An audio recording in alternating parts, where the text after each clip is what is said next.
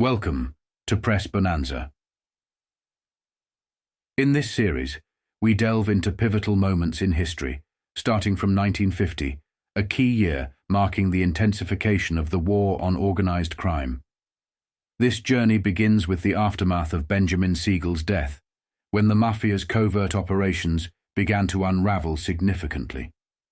In our first series on this channel, we explored a groundbreaking Time magazine article featuring Frank Costello, which marked a significant moment as it was the first major expose on organized crime. This article, which included dismissive quotes from FBI agents about the existence of organized crime in America, set the stage for subsequent explorations into this hidden world. Over the course of several episodes, we've examined various influential magazines like Life, Time, Look, the Saturday Evening Post, and the Sunday Times. Each publication peeled back layers of secretive stories, such as the Vegas skim and Mafia operations in the Bahamas, revealing hidden facets of organized crime. In this new series, we shift our focus from magazines to newspaper articles released from 1950 through the mid-1960s. Newspapers offer a different perspective, often presenting immediate reactions to events, which can include inaccuracies or sensationalism.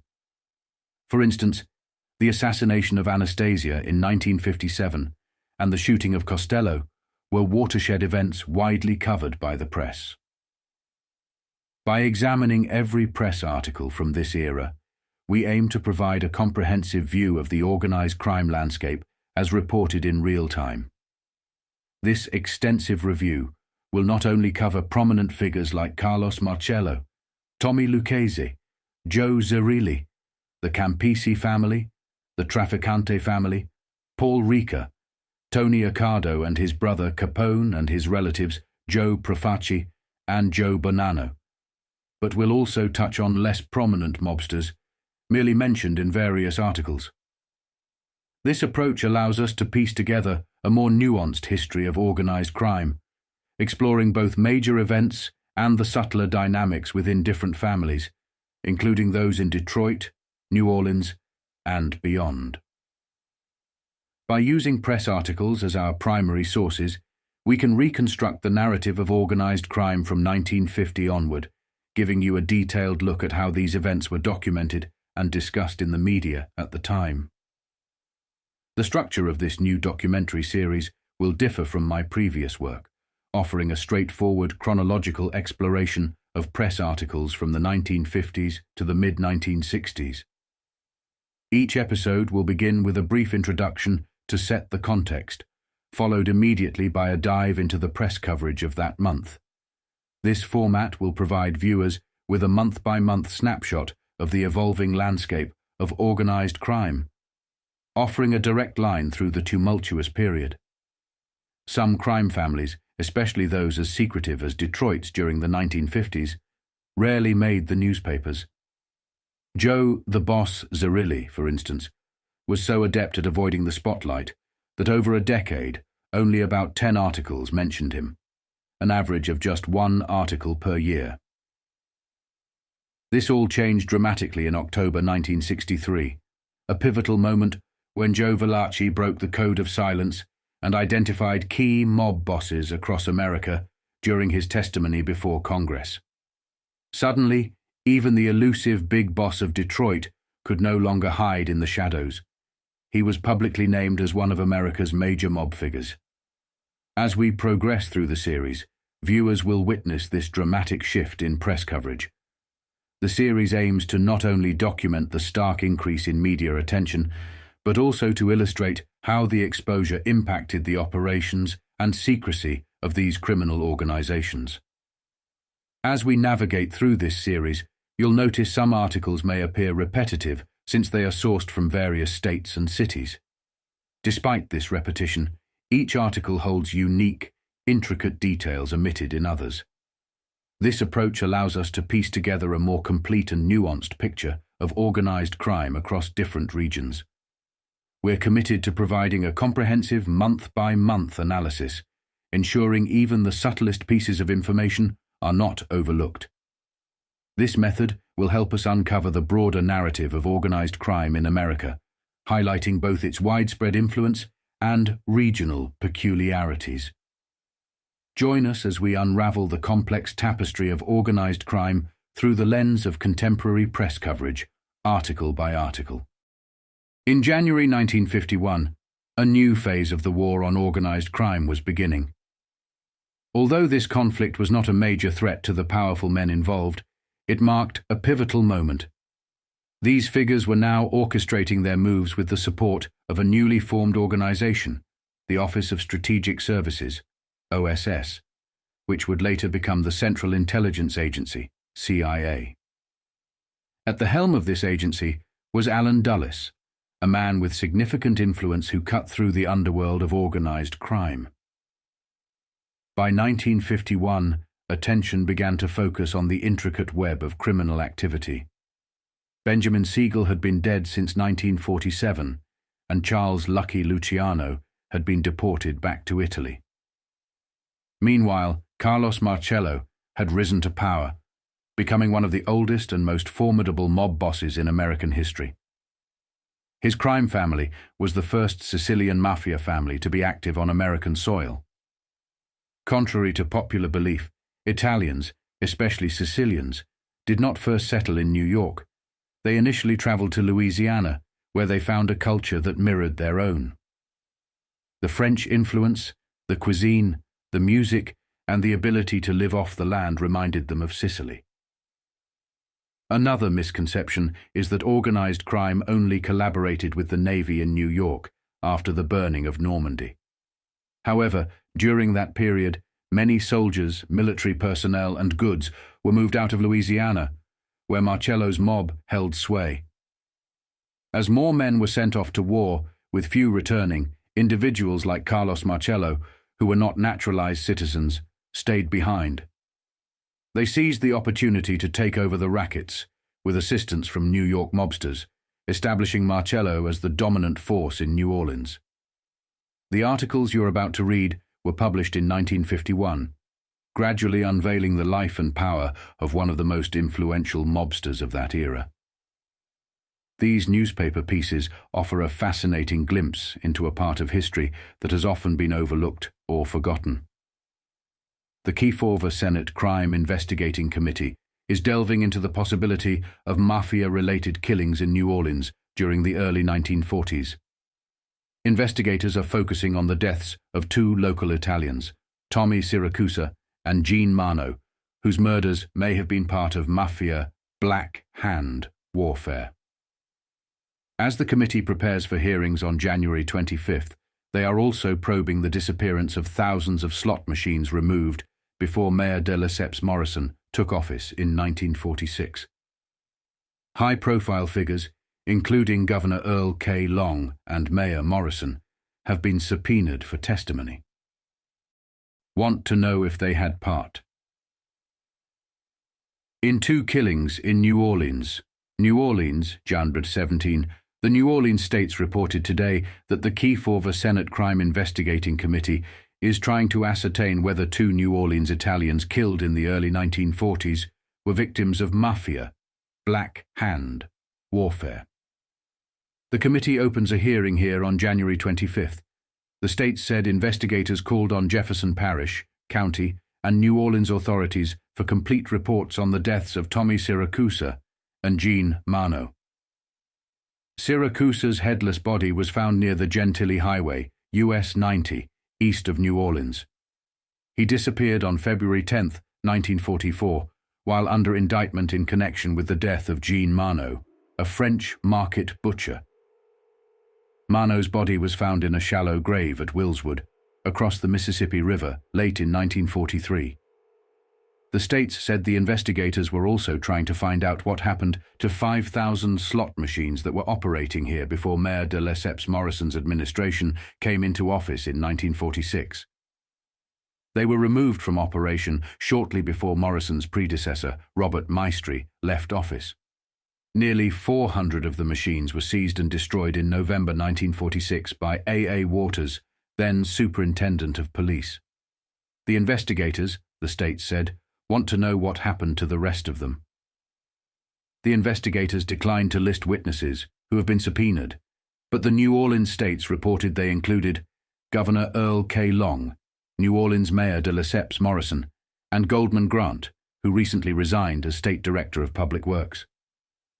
Prior to his resignation, Grant was sent to adjoining parishes on orders of Governor Long to close handbooks.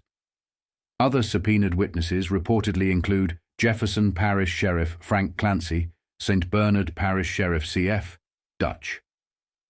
Rowley, former Police Superintendent George Ryer, former Assistant Superintendent of Police William C. Maher, Detective Chief Harry Daniels, Orleans Parish Criminal Sheriff John Grosh, used car lot operator Edward M., Red Allen, Gretna Town, Marshal Beauregard Miller, Jefferson Parish Deputy Sheriff Paul Cassagna, Restaurateur James, Jimmy Moran, Brocato, and Phil Castell, who, along with gambler Frank Costello and Carlos Marcello, owns the Beverly Country Club, a swank Jefferson Parish casino.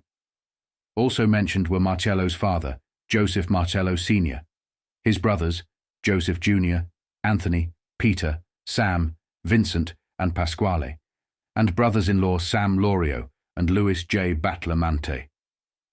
Others include liquor dealer Arthur Mills, Orleans Parish District Attorney Seven Darden, Attorney F. Irvin Diamond, Mayor Morrison's father-in-law John S. Waterman, Jr., Chief Investigator for the State Department of Revenue Frank Manning, Police Superintendent Joseph Scheuering, A.G., Freddie, Rickafor, A.J. Sigali, Osman Litolf, Lawrence Luke, Charles Trapani, Jack Fogarty, Emile Jacoponelli, and Vic Saladino. At Baton Rouge, Governor Long said he had not received a subpoena and refused to comment on the hearing. Things were starting to heat up for Carlos Marcello's family and his associates, not just in New Orleans but all over. They were increasingly being targeted, challenging the notion that Marcello and the New Orleans Mafia were untouchable. It was not only the Italian-Sicilian Mafia operating in the region. A political mafia also wielded power, ruling from behind closed doors. True power, as they knew, often lies in the shadows. A good example is this. If you are a president, you only have 4 to 8 years in power. But if you operate behind the scenes, as a number 2 or number 3, you can remain in that position for decades, possibly forever, without anyone ever knowing you were there.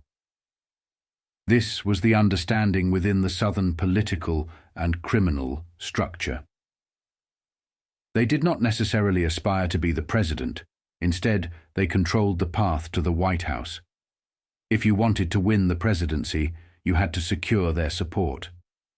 In return, they demanded anonymity, protection, and to be left alone.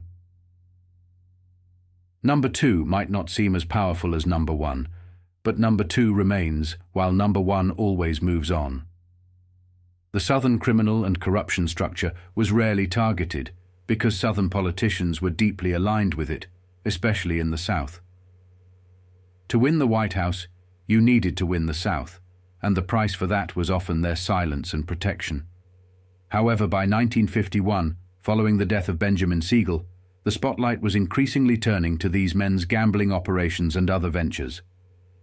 These investigations highlighted that the individuals now taking over various industries, particularly emerging ones like gambling and entertainment, were not only extremely powerful, but also dangerous gangsters.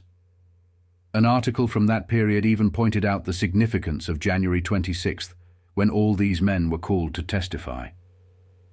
This was a moment when the hidden power structures were forced into the public eye, revealing the dangerous undercurrents that had long been at play.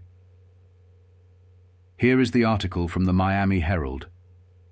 Senators call New Orleans crime probe by United States federal authorities. New Orleans. A Kefauver committee investigator announced Tuesday that 3 committee members will start hearings on gambling in New Orleans on January 2nd. Federal deputy marshals were summoning witnesses to tell the committee what they know. Reports indicated that Governor Carl Long, Mayor de Lesseps Morrison of New Orleans, and Police Superintendent Joseph Scheuring of New Orleans would be invited to give their views to the committee. About 20 witnesses were being summoned to appear, including former and present parish and county officials, gamblers, and underworld characters. Downey Rice, a former Federal Bureau of Investigation agent and now a chief Kefauver committee investigator, said the hearings would be held in New Orleans on January 25th, 26th, and perhaps on January 27th. They will be conducted by 3 senators: Charles Tobey of New Hampshire, Alexander Wiley of Wisconsin, and Herbert R. O'Connor of Maryland. Senator Estes Kefauver, chairman of the committee, was not scheduled to attend the hearings. Subpoenas were being served on former police superintendent George Reaver, Sheriff Frank Clancy of Jefferson Parish, Carlos Marcello of Gretna, Louisiana, and his 7 brothers, Dandy Phil Costello, who runs the swank Beverly Club in which Frank Costello has an interest, and Edward M. Red Allen, a used car dealer and lottery operator. As tensions escalated, more details about Marcello and his criminal syndicate came to light.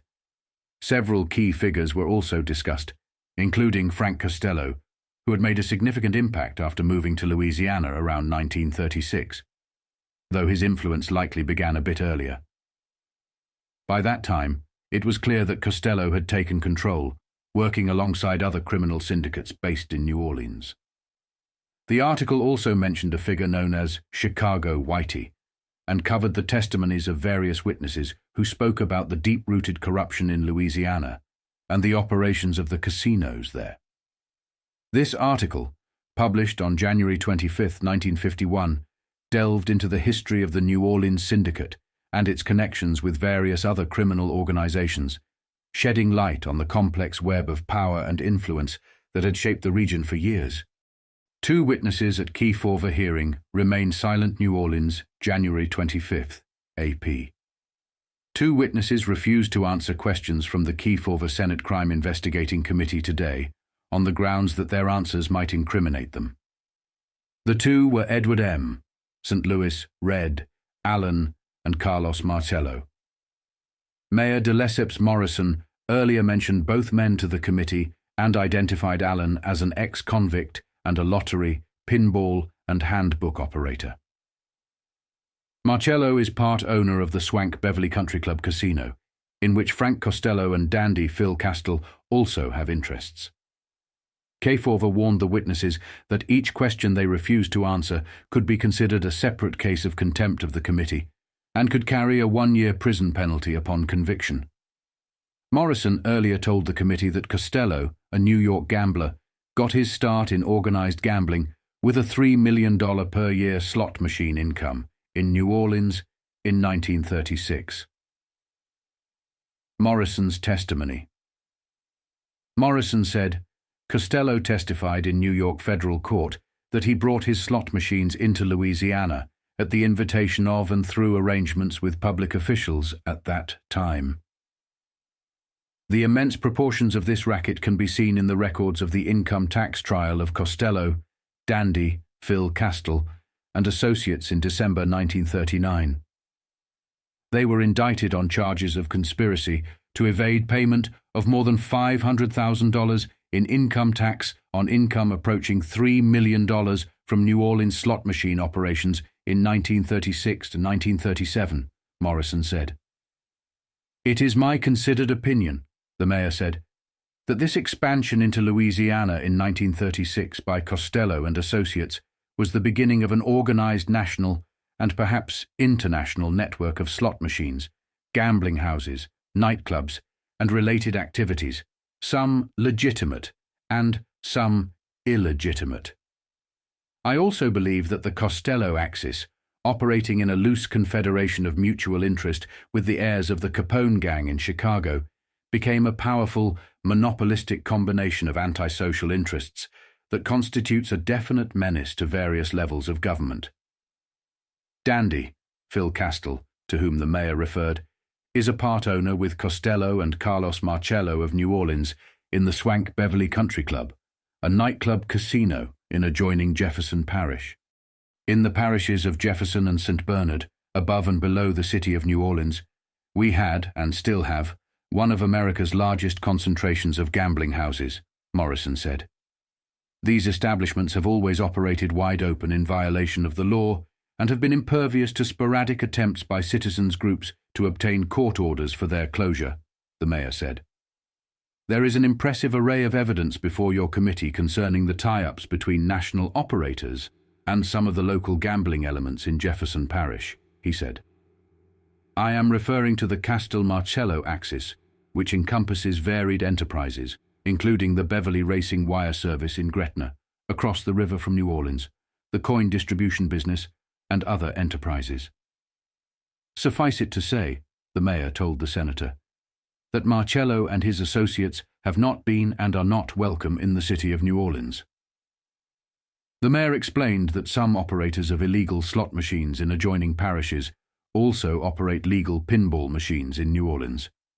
He ran down a list of coin machine operators, mentioning John Bertucci, otherwise unidentified, as a successor in the Dixie Coin Machine Company to the late Jules Pass, Carlos Marcello, and Peter Natasi.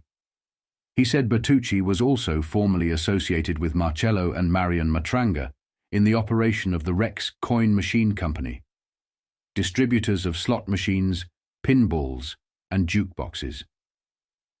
Marcello and Matranga, he continued, are said to have severed their connection with Rex and organized the One Stop Coin Machine Company.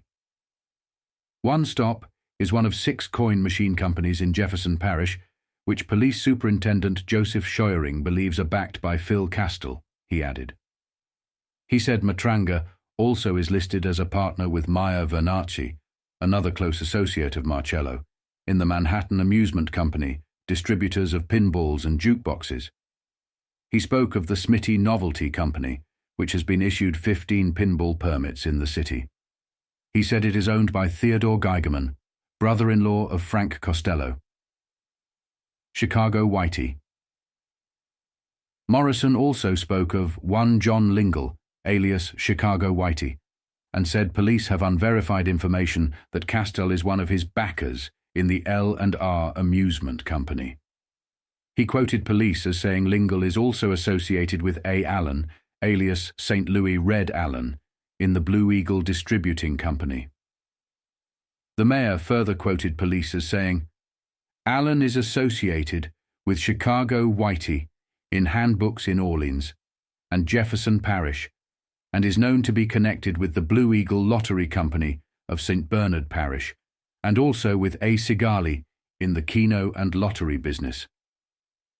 Sigali, a real estate man, is one of the witnesses the committee has been unable to subpoena. He was reported to be undergoing medical treatment in Chicago. From information, the mayor continued, Allen was at one time associated with Sigali in the lottery business up until 1.5 years ago, operating a lottery called the Little Keno, which is now said to be operated by Sigali's son-in-law. On January 25th, the article began publishing the first set of testimonies provided by Carlos Marcello and other members of his outfit, including Alan Redd. This article, written on January 25, 1951, covers the opening day of the Senate Crime Investigating Committee's hearings in New Orleans, led by Senator Estes Kefauver. The hearings aimed to expose the extensive ties between organized crime, local gambling, and political corruption. Among the key figures questioned were Carlos Marcello, identified by Kefauver as a major U.S. crime boss, and other suspected mobsters like St. Louis Red Allen. Both men invoked the Fifth Amendment to avoid self-incrimination, drawing attention to their alleged involvement in gambling, narcotics, and illegal operations across the country. Mayor de Lesseps Morrison also testified, revealing Frank Costello's slot machine empire in New Orleans, which generated millions in profits during the 1930s. New Orleans crime inquiry is underway. City slot machines. Made $3 million for Costello in 1936, Mayor says, by Keith Fuller. New Orleans, January 25th. Senator Estes Kefauver, Democrat, Tennessee. Today called Gretna Vice King Carlos Marcello one of the principal criminals of the United States. Kefauver's comment came as Marcello and St. Louis Red Allen refused to answer questions on the grounds of self-incrimination as the Senate Crime Investigating Committee opened hearings here. Kefauver, responding to questions from Marcello's attorneys regarding why the Sicilian-born ex-convict was being questioned, said this committee has information and believes Mr. Marcello is engaged in gambling, narcotics, and other illegal operations, not only with criminals in Louisiana, but in other parts of the United States. He owns many businesses, both legal and illegal, and since coming to the United States has engaged in numerous violations of criminal law in various parts of the United States. He also had an interest in the Beverly Club, Club Forest, swank nightclubs and casinos in Jefferson Parish, and a racing news service. Sinister record. He is not a naturalized citizen, so how has he managed not to be deported? Kefauver asked. He added that Marcello's record was most sinister. After refusing to answer 166 direct questions, Marcello was excused. Marcello was asked if he had ever heard of the Mafia, if he was connected with Frank Costello, a New York gambler, and whether he had connections with gamblers in Gulfport and Biloxi, Mississippi. He refused to answer all questions. Kefauver told Marcello, "We will recommend to the Senate that your contemptuous actions be dealt with according to law." Marcello and Allen both refused to answer questions from the committee on the grounds that their answers might incriminate them. Kefauver warned the witnesses that each question they refused to answer could be considered a separate case of contempt of the committee, each carrying a 1-year prison penalty upon conviction. Morrison earlier told the committee that Costello, a New York gambler, got his start in organized gambling with a $3 million a year slot machine income in New Orleans in 1936. Courtroom attendants repeatedly quieted the crowd's laughter with shouts of "Order in the court" when Marcello refused to answer on grounds of self-incrimination questions, such as, "Where were you born? How old are you? How much education have you had? Are you married? Are you a citizen? Do you ever read the newspapers?" The only two questions that either Marcello or Allen would answer concerned their identity and home addresses. At one point, Marcello even refused to say whether he understood a question until his attorney said some yes. With those hours of serious questioning, Kefauver asked Marcello if he were connected with any of about 40 to 50 nightclubs, bars, slot machine companies, lottery organizations, cab companies, shrimp companies, quick freeze and storage firms, and similar legal and illegal enterprises. But the committee that Costello, a New York gambler, got his start in organized gambling with a $3 million a year slot machine in 1936. Morrison said Costello testified in New York federal courts that he brought his slot machines into Louisiana through an invitation and arrangement with public officials at the time. The immense proportions of this racket can be seen in the records of the income tax trial of Costello, Dandy Phil Castell, and associates in December 1939.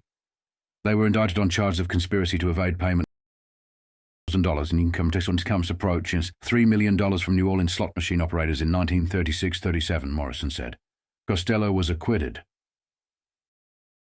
Opinion said that this branch out into Louisiana in night by Costello and associates was the beginning of an organized national and perhaps international network of slot machines, gambling houses, nightclubs, and related activities, some legitimate and some illegitimate.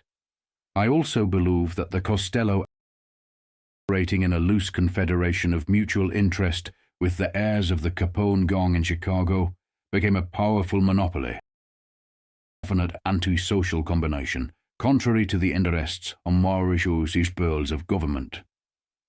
In the parishes of Jefferson and St. Bernard, above and below the city of New Orleans, we had, and still have, one of America's largest concentrations of gambling houses, Morrison said.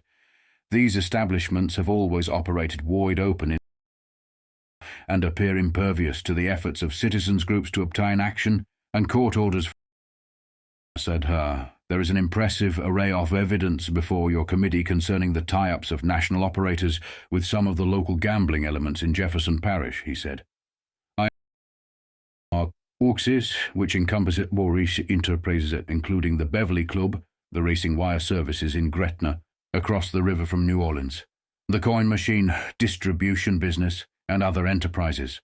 Suffice it to say, the mayor told the senator that Marcello and his associates have not been and are not welcome in the city of New Orleans. Senator Kefauver, arriving here last night, said he found the New Orleans area open. This is the first time I've found everything running wide open when I'm in Las Vegas, Nevada, where gambling is legal, he said. The Senators' Committee expects to bring into the open the city's gambling as racketeering, prostitution, and narcotics trafficking. The committee will call 10 witnesses during the day, the first of the scheduled 2-day hearing.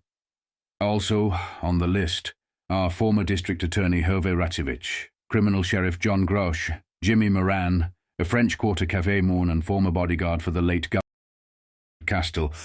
Senator Kefauver said he had not had time to study reports by investigators.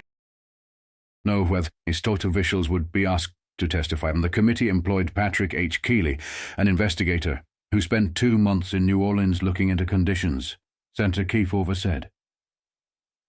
Keeley was here from June until August 2nd and made a remarkable investigation report, the senator said.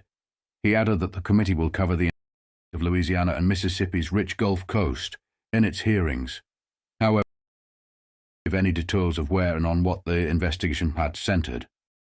Layer by layer, Marcello's life was now unraveling in the newspapers. He was not just any mobster. He represented the next generation of organized crime, poised to take over as the elder statesman of the 1960s. As one of the most influential figures in the underworld, Marcello controlled vast criminal enterprises, including rackets in New Orleans, Louisiana, and neighboring states. His influence extended beyond the U.S., with connections reaching into Guatemala, a hotspot for upcoming CIA activities, and into Cuba. He was also tied to the Corsican Mafia, involved in conflicts in Africa, and had strong links with the Cuban Mafia and other global criminal syndicates. Marcello was a major player in the trafficking of marijuana, heroin, and other narcotics, as well as in prostitution. As the old guard of mobsters like Costello, Luciano, and Genovese began to fade, it was ruthless figures like Marcello who would rise to power. He embodied both the old-school mafia traditions and the emerging new school, positioning himself to become the godfather of organized crime in the United States. On the same day, another article surfaced, revealing some of Marcello's flaws, including his unnaturalized citizenship and his extensive connections with criminal syndicates across America. Kefauver calls Vice Overlord, Top Criminal New Orleans, January 25th, UP. Senator Estes Kefauver, Democrat, Tennessee. Today called Gretna Vice King Carlos Marcello, one of the principal criminals of the United States. Kefauver's comment came as Marcello and St. Louis Red Allen refused to answer questions on the grounds of self-incrimination as the Senate Crime Investigating Committee opened hearings here. Kefauver, responding to questions from Marcello's attorneys regarding why the Sicilian-born ex-convict was being questioned, said, "This committee has information and believes Mr. Marcello is engaged in gambling, narcotics, and other illegal operations, not only with criminals in Louisiana, but in other parts of the United States. He owns many businesses, both legal and illegal, and since coming to the United States has engaged in numerous violations of criminal law in various parts of the United States. He also had an interest in the Beverly Club, Club Forest, swank nightclubs and casinos in Jefferson Parish, and a racing news service. He is not a naturalized citizen, so how has he managed not to be deported?" Kefauver asked. He added that Marcello's record was most sinister. After refusing to answer direct questions, Marcello was excused. Marcello was asked if he had ever heard of the Mafia, if he was connected with Frank Costello, a New York gambler, and whether he had connections with gamblers in Gulfport and Biloxi, Mississippi. He refused to answer all questions. Kefauver told Marcello, "We will recommend to the Senate that your contemptuous actions be dealt with according to law." Marcello and Allen both refused to answer questions from the committee on the grounds that their answers might incriminate them. Mayor de Lesseps Morrison, the first witness, told the committee that Costello, a New York gambler, got his start in organized gambling with a $3 million a year slot machine income in New Orleans in 1936.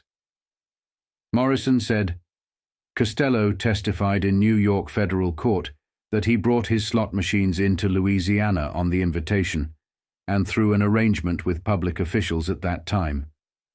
The immense proportions of this racket may be seen in the records of the income tax trial of Costello, Dandy Phil Castell, and their associates in December 1939.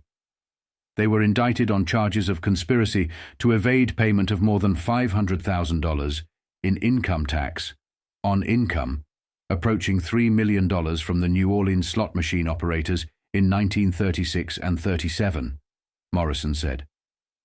"It is my considered opinion," the mayor said, "that this branch out into Louisiana in 1936 by Costello and his associates was the beginning of an organized national and perhaps international network of slot machines, gambling houses, nightclubs, and related activities, some legitimate and some illegitimate.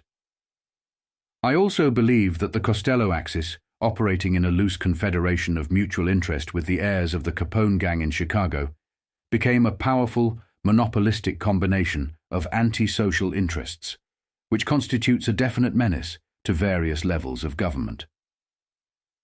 Dandy Phil Castell, to whom the mayor referred, is a part owner with Costello and Carlos Marcello of New Orleans of the Swank Beverly Country Club, a nightclub casino in adjoining Jefferson Parish. In the parishes of Jefferson and St. Bernard, above and below the city of New Orleans, we had, and still have, one of America's largest concentrations of gambling houses, Morrison said. On January 26th, more state officials began to come forward, sharing their experiences with trying to tackle the gambling operations in New Orleans. It became clear that the city's unique nature posed significant challenges for law enforcement. Aaron Cohn, a veteran of the Justice Department and the FBI, found New Orleans to be a distinct and perplexing environment. He remarked that in New York, it was easy to distinguish between the good guys and the wrongdoers. The lines were clear. In Chicago, while there was a fence, people generally knew which side they were on, the lawful or the unlawful, or they sat on the fence between both world of legality and illegality. However, New Orleans presented a completely different scenario. There was no clear fence, no distinct line. Instead, organized crime and corruption permeated every aspect of the city and state. Cohn was stunned by the pervasive influence of the underworld in New Orleans. The lines between mafiosi and politicians were blurred, and, in many cases, they were indistinguishable. Sometimes they were even the same person. Marcello, a master of wielding power, understood this environment well. He strategically placed his men not in high-profile government positions, but in the middle ranks, where they could operate unnoticed and undisturbed for decades. Marcello did not just ask for favors. He ensured that his relatives, cousins, and crime family members, as well as trusted outsiders, were embedded in government roles. This was how the South operated, a place where family ties were the foundation of power. This latest article, published on January 26th in Monroe, Louisiana, delves into more detail about the intricacies of Marcello's influence and the challenges faced by those who tried to combat the deeply entrenched corruption in New Orleans. Senate Prober lances deeper into nation's fester of crime, by Keith Fuller.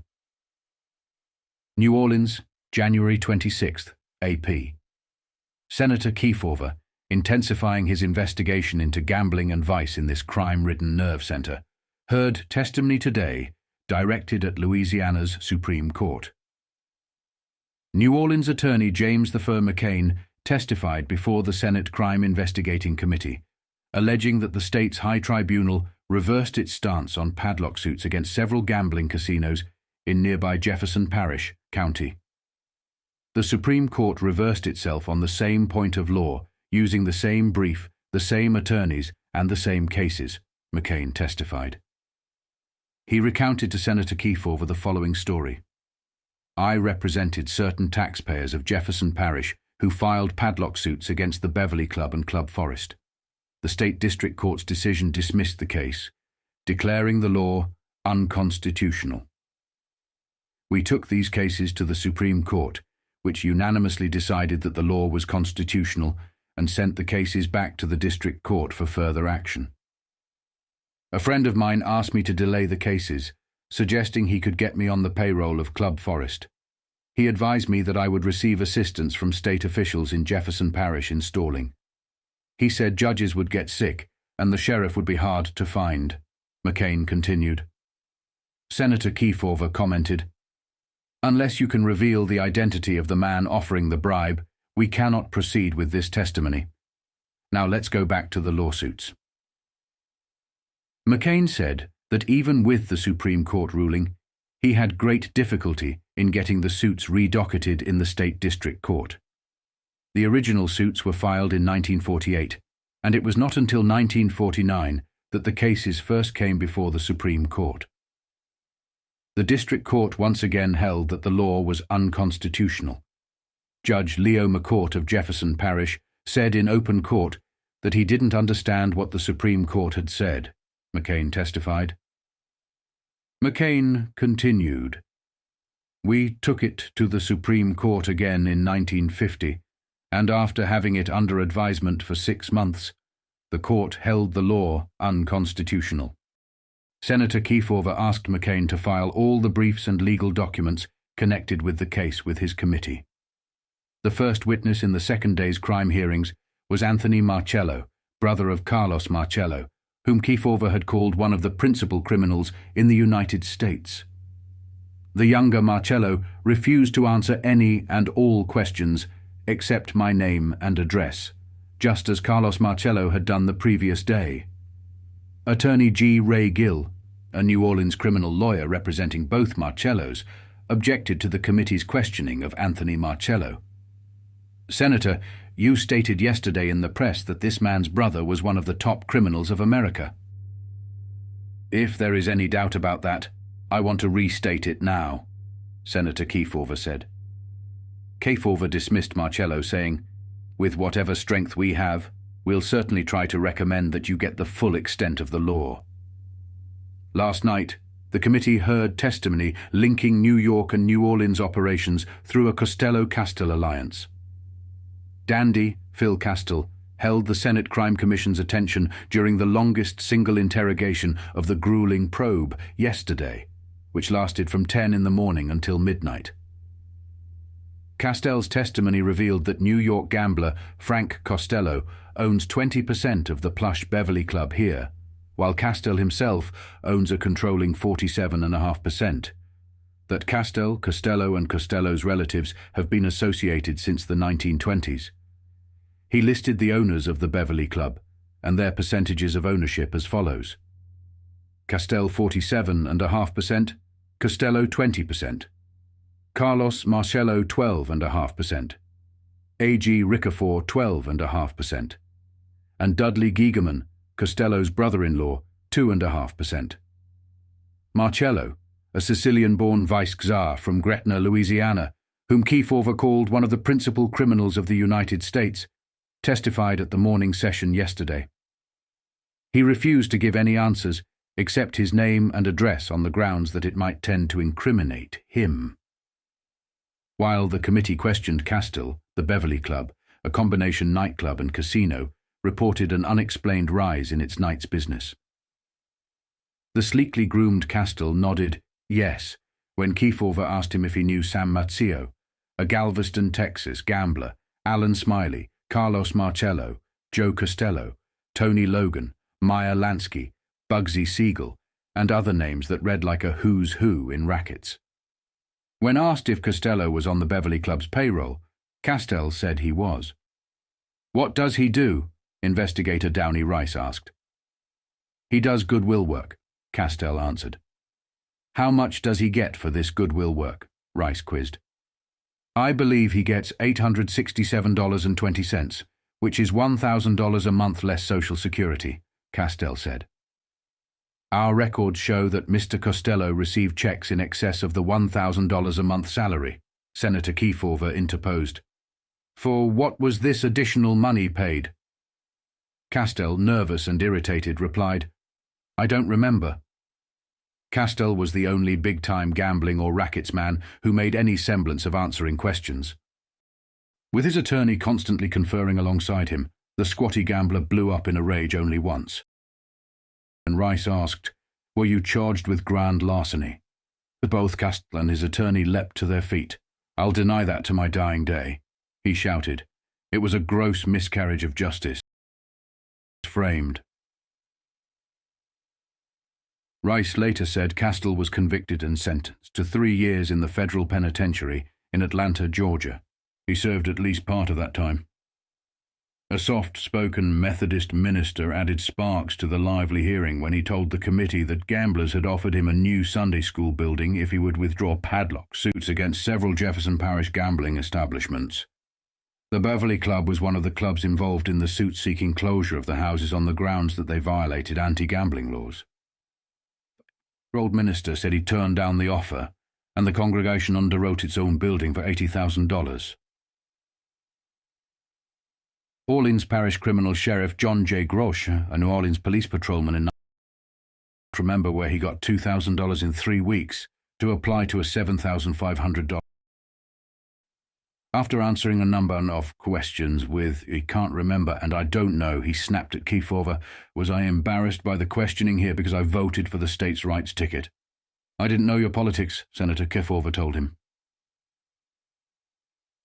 J.J. Fogarty, tagged by the committee, Racing Wire Sports News, clammed up when Rice tried to get an account of race wire operations. After a barrage of questions, all met with the standard "I refuse to answer on the grounds that it might tend to incriminate me," Rice asked, "Is this a fair statement, that before 1946 in your racing wire business, but that a competing wire was started by Joe Pareto and Anthony Marcello, brother of Carlos Marcello, that in 1946 your competitor's place was raided and later your place was raided and you merged moving operations to Gretna?" "I refuse to answer," came the stock reply. Fogarty to the witness chair and steadfastly refused to give anything but his name and address. "You appear to be this committee has encountered," Senator Kefauver told Siegel and heavy-set Pareto, "and this committee does not intend to let your contemptuous actions pass. Your connection with certain so-called took you to Cicero, Illinois, and later you set up a bootleg wire service in Houston, Texas, and in 1946 started the Southern News Service here in New Orleans," Senator Kefauver told the reticent Pareto. The committee hearings played to a packed courtroom all day yesterday. Spectators filled every seat. The New Orleans Mafia's power was rooted in the fact that New York gangsters like Phil Costello, Carlos Marcello, Frank Costello, Meyer Lansky, and Lucky Luciano played a crucial role in organizing and expanding the city's criminal enterprises. While many rackets were already established, the influence and resources of these New York mafiosi transformed modest operations into massive money-making machines. A racket that once generated $70,000 a month could be elevated to $700,000 under their control. Their ability to bring in top-tier gambling equipment, slot machines, and skilled casino operators ensured that the operations ran smoothly, with games conducted fairly, cheats kept at bay, and profits meticulously accounted for. Their expertise not only prevented competition among casinos, but also established a thriving gambling industry that was second to none. Luciano, Costello, and Lansky had been honing their gambling and casino operations since the mid-1920s. For them, gambling was not just a business, it was a passion that fueled their criminal empires. Frank Costello, in particular, was a pioneer in this field. As their influence spread across America, especially into Louisiana, it was partly in response to political betrayal. Franklin D. Roosevelt, after gaining the support of organized crime, turned against them, an act that would later be echoed by the Kennedy family. When this happened, there was only one political figure who could offer Costello protection: Huey Long. Though Charlie Luciano attempted to secure similar protection in Arkansas, he was arrested and sent to New York to face trial. Long's power, however, was sufficient to protect Costello. Costello sent some of the most intelligent, ruthless Jewish gangsters to Louisiana to take control of its casino and gambling operations, seize the entertainment industry, and lay the groundwork for what would later become the modern-day Las Vegas casinos. Benjamin Bugsy Siegel, upon observing the success of these operations in New Orleans, was inspired to replicate the model in Las Vegas, a move that would change the landscape of American gambling. New Orleans became a power base for the Mafia, with Phil Castile, Silver Dollar Sam, Frank Costello, Carlos Marcello, Meyer Lansky, and other formidable mobsters at the helm. Despite the city's deep-seated racism, these Jewish and Catholic gangsters managed to dominate. Luciano famously quipped that while they were buying Huey Long's solid gold pants, it was platinum for them, a reference to the immense profits they were generating. Costello later called it the best investment of his life, and Lansky turned New Orleans into the communications hub for criminal syndicates worldwide. Whether they were part of the New York Mafia, Chicago, Milwaukee, Florida, or even international groups like the Cuban, Vietnamese, Mexican, British, French, and Corsican mafias, all had operations based in New Orleans. The Black Mafia also had a presence, contributing to the city's complex mix of racism, culture, organized crime, and corruption. Behind the scenes, the real power brokers were men like Carlos Marcello and his network. On January 26, 1951, an article detailed Frank Costello's testimony before the Kefauver Committee, where he discussed the distribution of profits between himself, Carlos Marcello, and other key figures in their criminal empire. This testimony offered a rare glimpse into the inner workings of one of the most powerful mafia operations in American history. New Orleans, gambling crusader. Gets run around, tells of futile efforts to have gambling casinos padlocked by Keith Fuller. New Orleans, January 26th, AP. Senator Kefauver, intensifying his efforts to expose the protective covering around gambling and vice in this nerve center of crime, heard testimony today focused on Louisiana's Supreme Court.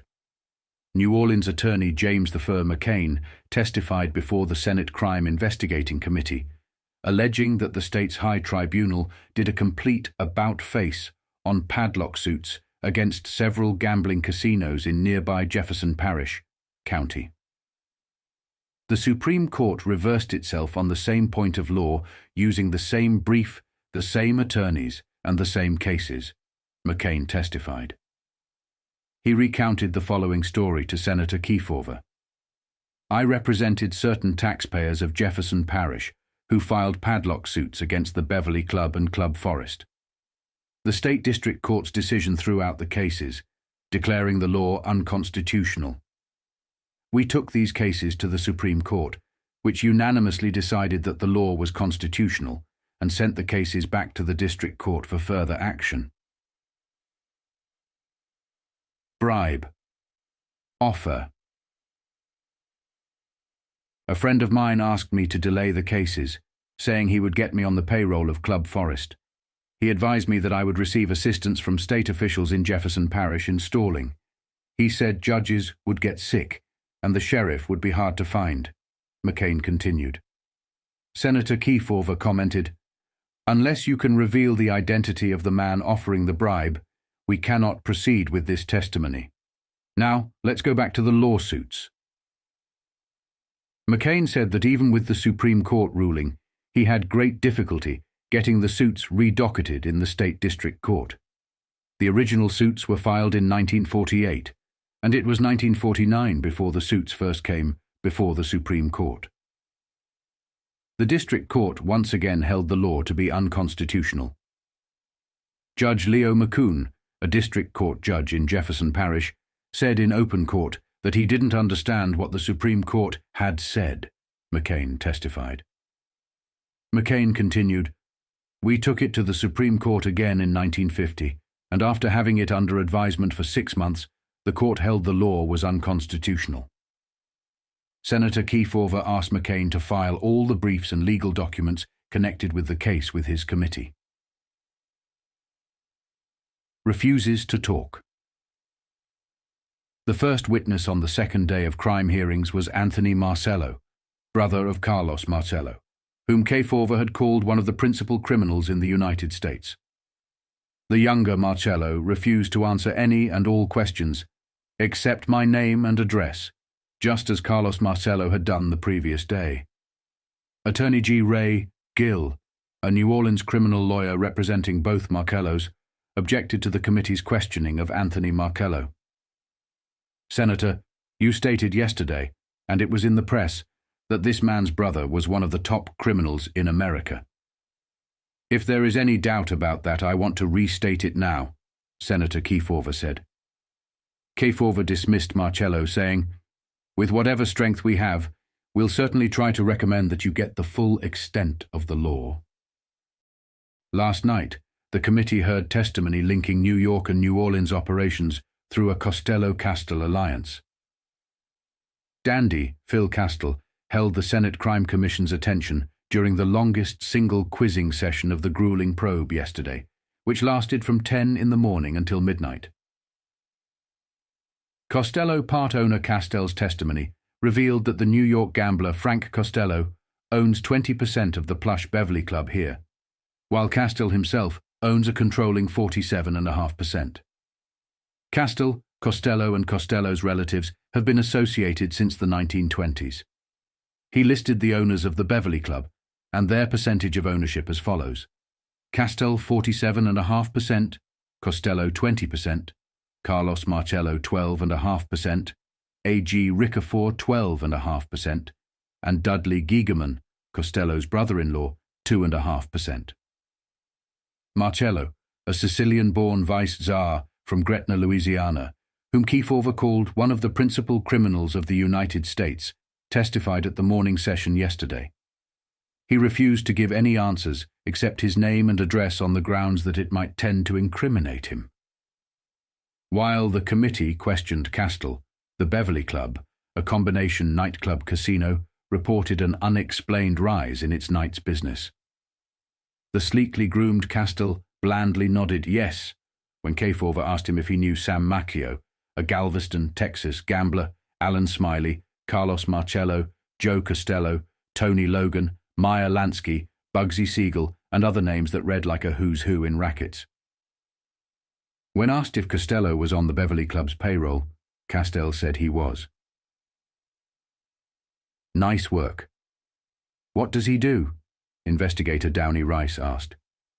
"He does goodwill work," Castell answered. "How much does he get for this goodwill work?" Rice quizzed. "I believe he gets $867.20, which is $1,000 a month less Social Security," Castell said. "Our records show that Mr. Costello received checks in excess of the $1,000 a month salary," Senator Kefauver interposed. "For what was the additional money paid?" Castell, nervous and irritated, replied, "I don't remember." Castell was the only big-time gambling or rackets man who made any semblance of answering questions. With his attorney constantly conferring alongside, the squatty gambler lost his temper only once. That occurred when Rice asked, "Were you charged with grand larceny?" Both Castell and his attorney leaped to their feet.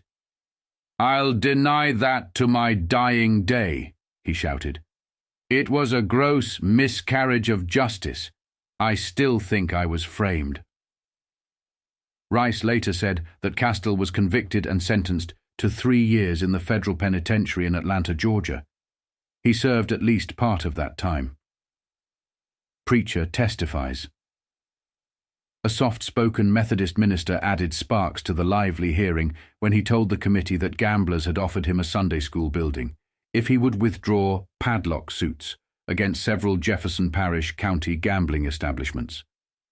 The 33-year-old minister said he turned down the offer, and the congregation underwrote its own building for $80,000.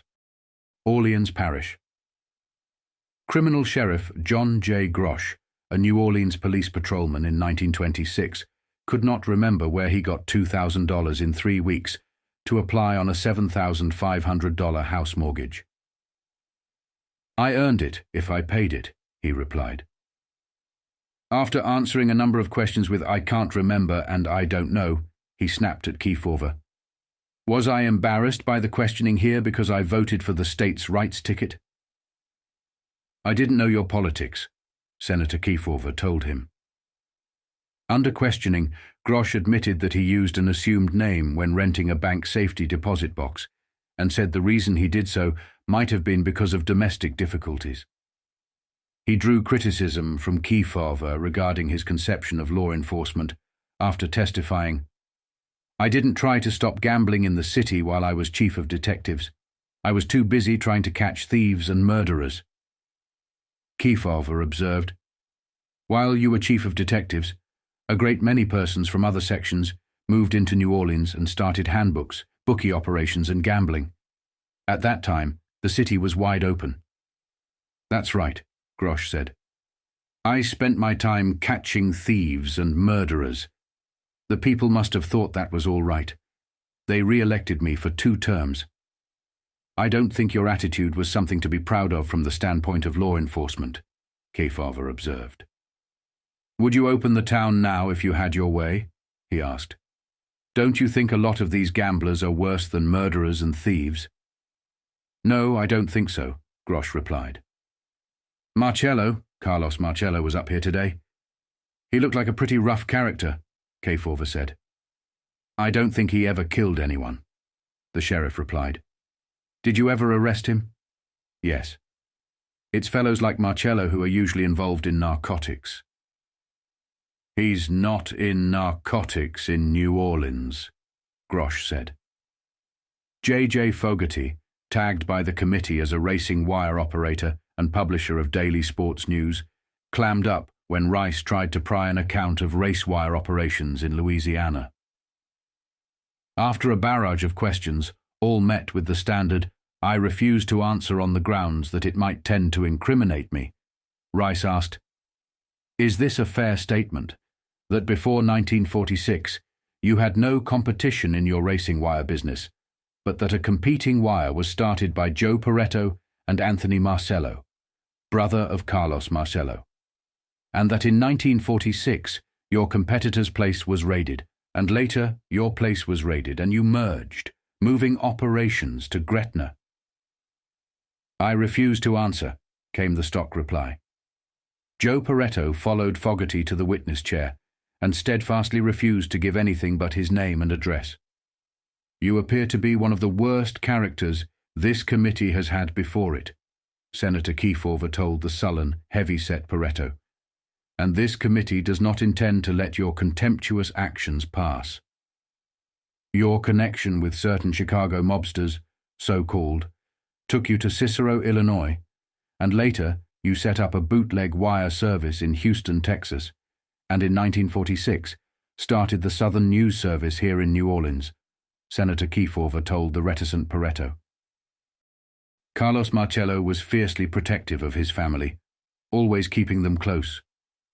However, when some of his family members went off to fight in World War II and eventually returned, he noticed a significant change in their character. These men, hardened by the experiences of war, had become more capable and decisive, qualities Marcello recognized as invaluable for getting business done. The world had shifted, and Marcello saw this as the right moment to integrate these family members into the family business. Understanding the need to adapt to the changing times, Marcello brought his brothers into the fold, involving them more deeply in the operations. This expansion of family involvement was not just about trust. It was about leveraging the newfound skills and perspectives his brothers had gained during the war. They were called to testify and provide insights into their relationships with Marcello, their dealings with Frank Costello, and their roles in the restaurant trade, various businesses, and the extensive gambling operations they were running. Their testimonies shed light on how intertwined the family was with Marcello's vast criminal empire. The brothers' accounts revealed the complexities of their operations and the strategic moves Marcello made to maintain and expand their influence. It became clear that the post-war period marked a new era for the Marcello family, with a stronger, more capable team ready to take on the challenges of the evolving criminal landscape. High Louisiana Court is Made to Answer in Crime Probe by Keith Fuller, New Orleans, January 26, AP. Senator Kefauver, continuing his investigation into gambling and vice in this crime-ridden area, heard testimony today that targeted Louisiana's Supreme Court. New Orleans attorney James the Fur McCain told the Senate Crime Investigating Committee that the state's high tribunal did a complete about-face on padlock suits against several gambling casinos in nearby Jefferson Parish, County. The Supreme Court reversed itself on the same point of law using the same brief, the same attorneys, and the same cases. McCain testified. He recounted to Senator Kefauver, "I represented certain taxpayers of Jefferson Parish who filed padlock suits against the Beverly Club and Club Forest. The original suits were filed in 1948, and it was 1949 before the suits came before the Supreme Court for the first time.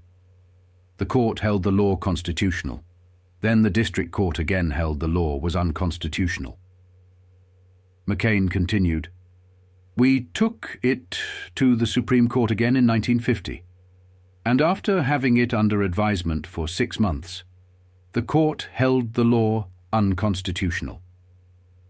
Senator Kefauver asked McCain to file all the briefs and legal documents connected with the case with his committee.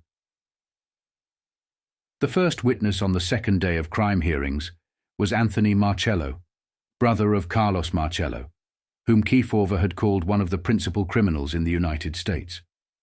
The young Marcello refused to answer any and all questions except my name and address, just as Carlos Marcello had done the previous day. Costello grilled. On Thursday night, the committee heard testimony linking New York and New Orleans operations through a Costello-Castile alliance. Dandy. Phil Costello held the Senate Crime Commission's attention during the longest single quizzing session of the grueling probe on Thursday, which lasted from 10 in the morning until midnight. Costello's testimony revealed that the New York gambler Frank Costello owns 20% of the plush Beverly Club here, while Costello himself owns a controlling 47.5%. Costello, and Costello's relatives have been associated since the 1920s. He listed the owners of the Beverly Club and their percentage of ownership as follows: Costello 47.5%, Costello 20%, Carlos Marcello 12.5%, A.G. Ricafort 12.5%, and Dudley Giegerman, Costello's brother-in-law, 2.5%. Marcello, a Sicilian-born vice-czar from Gretna, Louisiana, whom Kefauver called one of the principal criminals of the United States, testified at the morning session. He refused to give any answers except his name and address on the grounds that it might tend to incriminate him. While the committee was questioning Costello, the Beverly Club, a combination nightclub casino, reported an unexplained rise in its night's business. The sleekly groomed Costello blandly nodded yes when Kefauver asked him if he knew Sam Maceo, a Galveston, Texas gambler, Alan Smiley, Carlos Marcello, Joe Costello, Tony Logan, Meyer Lansky, Bugsy Siegel, and other names that read like a who's who in rackets. When asked if Costello was on the Beverly Club's payroll, Costello said he was. Nice work. What does he do? Investigator Downey Rice asked. He does goodwill work, Costello answered. How much does he get for this goodwill work? Rice quizzed. I believe he gets $867.20, which is $1,000 a month less Social Security, Costello said. Our records show that Mr. Costello received checks in excess of the $1,000 a month salary, Senator Kefauver interposed. For what was this additional money paid? Costello, nervous and irritated, replied, I don't remember. Costello was the only big-time gambling or rackets man who made any semblance of answering questions. With his attorney constantly conferring alongside him, the squatty gambler lost his temper only once. That occurred when Rice asked, Were you charged with grand larceny? Both Costello and his attorney leaped to their feet. I'll deny that to my dying day, he shouted. It was a gross miscarriage of justice. I still think I was framed. Rice later said that Costello was convicted and sentenced to 3 years in the federal penitentiary in Atlanta, Georgia. He served at least part of that time. Minister adds sparks.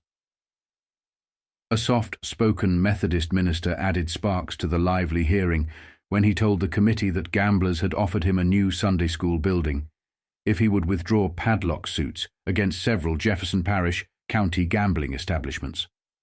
The Beverly Club was one of the clubs involved in the suits, seeking closure on the grounds that they violated anti-gambling laws. The 33-year-old minister said he turned down the offer, and the congregation underwrote its own building for $80,000. Orleans Parish Criminal Sheriff John J. Grosh, a New Orleans police patrolman in 1926, could not remember where he got $2,000 in 3 weeks to apply on a $7,500 house mortgage. I earned it if I paid it, Grosh replied. After answering a number of questions with, I can't remember, and I don't know, he snapped at Kefauver. Was I embarrassed by the questioning here because I voted for the states' rights ticket? I didn't know your politics, Senator Kefauver told him. On January 27, 1951, Senator Estes Kefauver began to express his frustration and alarm during the hearings, lashing out at individuals who refused to testify. He pointed out numerous tax evasion scandals and highlighted how various courts and judges had shut down investigations into Carlos Marcello's operations. Kefauver was stunned by the extent of the corruption and the influence that money could have. What troubled him even more was the realization that the Southern Mafia, particularly under Marcello's leadership, was one of the wealthiest and most powerful criminal organizations in history. Kefauver warned Marcello that if his power remained unchecked, he would surpass even the most notorious figures, like Al Capone, in both wealth and influence. The article published on January 27th detailed these concerns, emphasizing the growing alarm among officials as they uncovered the depth of Marcello's influence. It became increasingly clear that Marcello's operations were not just about illegal gambling or racketeering, but were deeply intertwined with political corruption at the highest levels. A second article released on the same day further delved into the rampant political corruption that shielded Marcello and his organization from legal scrutiny. This piece exposed how money and power had compromised the integrity of the judicial and political systems, allowing Marcello to operate with near impunity. The articles underscored the challenges faced by those trying to bring Marcello to justice, and the fear that his unchecked rise could lead to an unprecedented concentration of criminal power in the United States. New Orleans, AP, New Orleans vice and gambling lords refused to answer more questions than the hoodlums of all other cities investigated, according to Senator Estes Kefauver. The chairman of the Senate Crime Investigating Committee made this pointed observation at the conclusion of a 2-day probe here, ending the second 16-hour session last night. Kefauver promised that some of the witnesses who clammed up during his questioning would face contempt citations for their refusals. By name, he specifically called out Carlos Marcello, the Gretna, Louisiana-based vice lord and associate of Frank Costello; Dandy, Phil Costello, the controlling owner of the Beverly Country Club, in which Costello and Marcello hold part ownership; and J.J. Fogarty, the balding boss of New Orleans' only racing wire service, as 3 individuals he would recommend to the full committee for contempt citations. Kefauver indicated there would be others as well. Courtroom filled. The U.S. District Courtroom, where the hearing was conducted, was packed with lawyers, witnesses, and spectators as Kefauver delivered his summing-up statement. "It should be noted here that we've had more refusals to answer questions in New Orleans than in all of the other hearings combined," he said. "We've had some very arrogant refusals to give testimony from nationally important criminals like Carlos Marcello," Kefauver added. Earlier, he had referred to Marcello as one of the principal criminals of the United States. Principal witnesses and testimony highlights included Phil Castell, revealed his long association with Frank Costello and linked the New York gambler to New Orleans gambling through Costello's 20% interest in the plush Beverly Country Club, an expensive casino. Mrs. Viola Grosh, the former wife of Orleans Parish County Criminal Sheriff John Grosh, who testified that Grosh had $150,000 in cash stored in an attic strongbox in 1940, accumulated during a 6-year period while he was a modestly paid city detective. Her testimony conflicted with Grosh's, and Kefauver openly stated, "I believe she was telling the truth." Testifying earlier, Grosh had denied having a strongbox at his house in 1940. James I McCain, a New Orleans lawyer who testified that the Supreme Court of Louisiana reversed itself in padlock suits against major Jefferson Parish casinos. He said the Supreme Court allowed a district court to override its mandate. The Reverend Dana Dawson, a Jefferson Parish Methodist minister who testified that gamblers offered him a new Sunday school building if he would call off padlock suits against their casinos. Frank Clancy, sheriff of Jefferson Parish, known as Clancy's Kingdom, where the Beverly Club, Club Forest, and other major gambling houses are located. Clancy refused to answer questions on the grounds that they might tend to incriminate him. The article discusses how a top court reversed a criminal ruling, which was also reported in the Tampa Tribune on the same day. Senator told top Louisiana court shifted crime ruling New Orleans, January 26, AP. Senator Kefauver, continuing his efforts to expose the protective covering around gambling and vice in this nerve center of crime, heard testimony today focused on Louisiana's Supreme Court. New Orleans attorney James I McCain testified before the Senate Crime Investigating Committee that the state's high tribunal did a complete about-face on padlock suits against several gambling casinos in nearby Jefferson Parish County. The Supreme Court reversed itself on the same point of law using the same brief, the same attorneys, and the same cases, McCain testified. Tells his story. He told Senator Kefauver the following story. "I represented certain taxpayers of Jefferson Parish who filed padlock suits against the Beverly Club and Club Forest.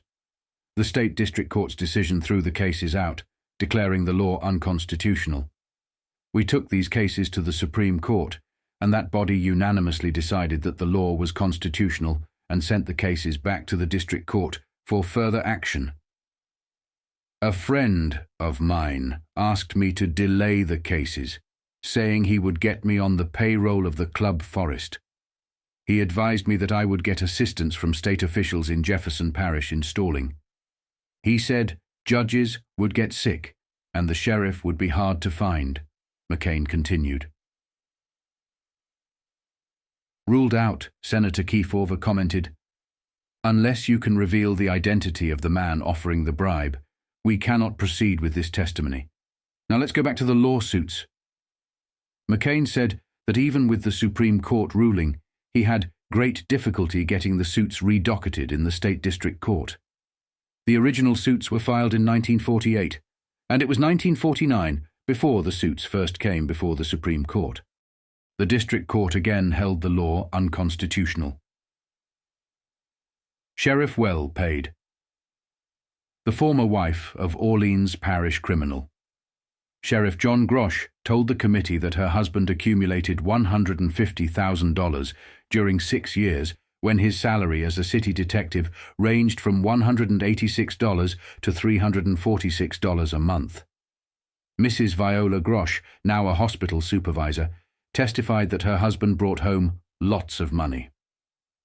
"He had so much money he had me say I won it gambling," she told Chairman Kefauver, Democrat Tennessee, of the committee. Mrs. Grosh said her husband kept a safety box in the attic and put into it money he brought into the home. "His salary checks were turned over to me," she said. She testified that the money was brought to their home by a Mr. Copeland, Julius Pace, and others. When asked what business Pace was in, she replied, "I don't know, either lottery or slots." She also recounted a trip to Hot Springs, Arkansas, with Grosh, where they met New York gambler Frank Costello at the Belvedere Club, but she said she did not know what Grosh and Costello discussed. Sheriff defies committee. Frank Clancy, the political boss and sheriff of Jefferson Parish, County, frequently referred to locally as Clancy's Kingdom, refused to answer many of the committee's questions on the grounds of self-incrimination. Casinos operate openly in the parish. As Clancy left the stand, Senator Kefauver remarked, "It's a sad commentary when the sheriff of a great parish can't tell what he's doing to enforce the law. You cannot get by with this sort of testimony. If there is any citizen of the parish that testimony should not tend to incriminate, it should be the sheriff." Pastors testify. Earlier, to Biloxi, Mississippi, ministers testified that gambling was wide open in that Gulf Coast resort town. One of the ministers, the Reverend Douglas Carroll of the Assembly of God Church and chairman of the Biloxi Ministerial Union, said he received more than 100 threats over the telephone before he appeared at the hearing. He and the Reverend Thomas Caruth, pastor of the First Methodist Church in Biloxi, said slot machines, blackjack tables, and other forms of gambling flourished there openly. The Reverend Carroll noted that the average age of airmen at nearby Keesler Air Force Base was 19 years, and that gambling had a negative effect on them. Another refuses. The first witness on the second day of crime hearings was Anthony Marcello, brother of Carlos Marcello, whom Kefauver had called one of the principal criminals in the United States. The younger Marcello refused to answer any and all questions except my name and address, just as Carlos Marcello had done the previous day. Attorney G. Ray Gill, a New Orleans criminal lawyer representing both Marcellos, objected to the committee's questioning of Anthony Marcello. "Senator, you stated yesterday, and it was in the press, that this man's brother was one of the top criminals in America. If there is any doubt about that, I want to restate it now," Senator Kefauver said. Kefauver dismissed Marcello, saying, "With whatever strength we have, we'll certainly try to recommend that you get the full extent of the law." Testimony on casino operations. Vanille Cavalier, a former dice dealer at Jefferson Parish's Club Forest, testified that Sheriff Frank Clancy's chief deputy, Paul Cassagna, frequently visited the gambling casino and met with an iceman. Cavalier explained that an ice withdrawal referred to money that could be used for protection or expenses. He said that the bosses of the club often approached his dice table and requested money for ice withdrawals. Cavalier also described the operation of the sleek gambling casino, noting that broke customers could put up jewelry for a new stake. He testified that he once applied to Phil Costello for a job at the Beverly Country Club, and Costello told him he could have the job if Cassagna approved it. Last night's testimony. Last night, the committee heard testimony linking New York and New Orleans operations through a Costello-Castile alliance. Dandy, Phil Castile, held the Senate Crime Commission's attention during the longest single quizzing session of the grueling probe yesterday. Castile's testimony revealed that New York gambler Frank Costello owns 20% of the plush Beverly Club, while Costello himself owns a controlling 47.5%. Costello and Costello's relatives have been associated since the 1920s. Lists. Owners.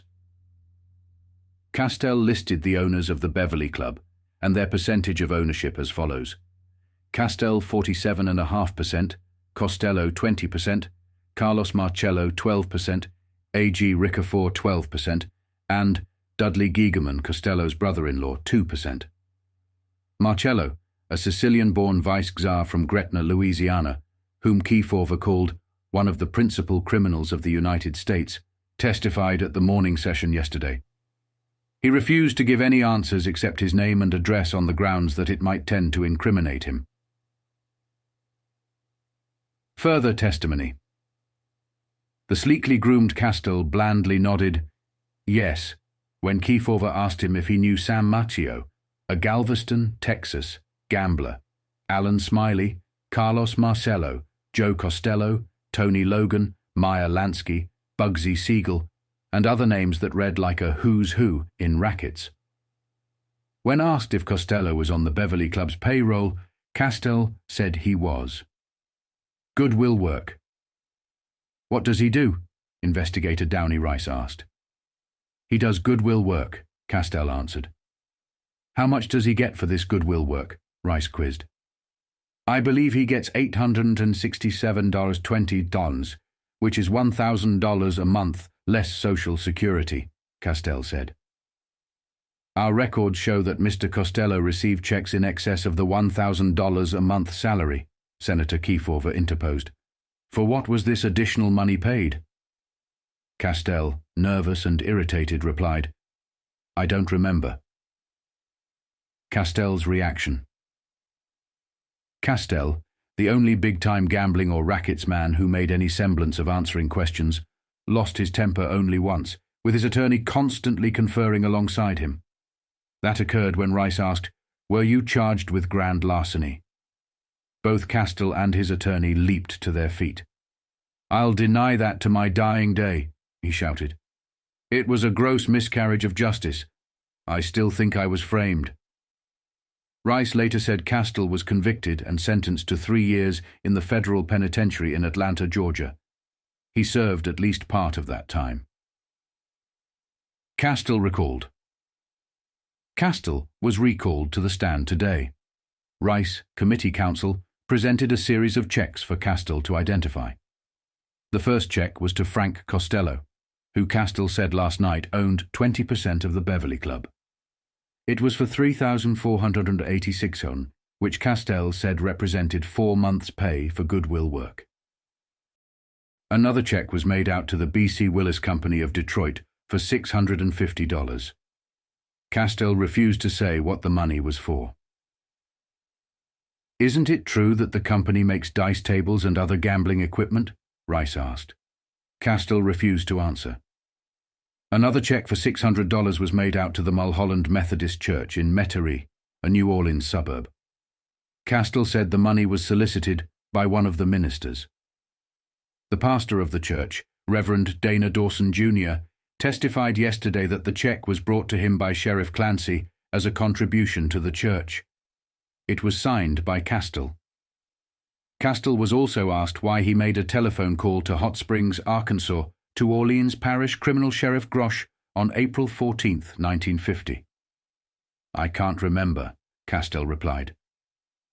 At the conclusion of the questioning, Kefauver said, I can't see how you can rightfully refuse to answer some of these questions. After refusing yesterday to list the directors of the Beverly Country Club, Costello agreed to do so today. He said there are but 3: Eugene McGee, formerly of New York, but now living in Shreveport, Louisiana; Norma Murphy, the acting secretary, otherwise unidentified; and Costello. By Saturday, January 27, 1951, Carlos Marcello's rise to power had reached its peak. However, for some, it was just the beginning of his ascent into the upper echelons of organized crime. Marcello had now stepped into the big leagues, becoming an associate of Frank Costello and connected to Lucky Luciano. With Silver Dollar Sam deported, Marcello took control of New Orleans and extended his influence into parts of the South. During this period, he began making moves into Texas, taking over Dallas and expanding operations into Houston. The Flamingo Casino was fully operational, funneling more money into Havana, Cuba. A year from this point, Meyer Lansky would secure a government position in Cuba, practically granting him immunity and allowing him to travel freely like a diplomat. This shift drew the attention of authorities, who began focusing on these powerful men and their growing empires. Despite warnings from some of the best minds in organized crime, many of these old-timers clung to traditional methods, such as murder, extortion, and enforcement. Meanwhile, other criminals started to recognize the changing landscape and began to legitimize their operations, moving into real estate and taking cues from the developments in Las Vegas. As they grew into billionaires, these men remained largely untouchable. This article highlights the turning point when things began to unravel for Kefauver in New Orleans, marking the beginning of the end for an era of unchallenged power. Kefauver Group ends crime probe in New Orleans. New Orleans, January 27th, AP. Senator Estes Kefauver stated that New Orleans vice and gambling lords refused to answer more questions than the hoodlums of all other cities investigated by his committee.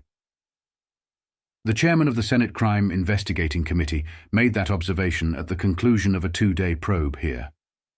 During a 16-hour session last night, Kefauver promised that he would seek a contempt citation for some of the witnesses who refused to answer his questions.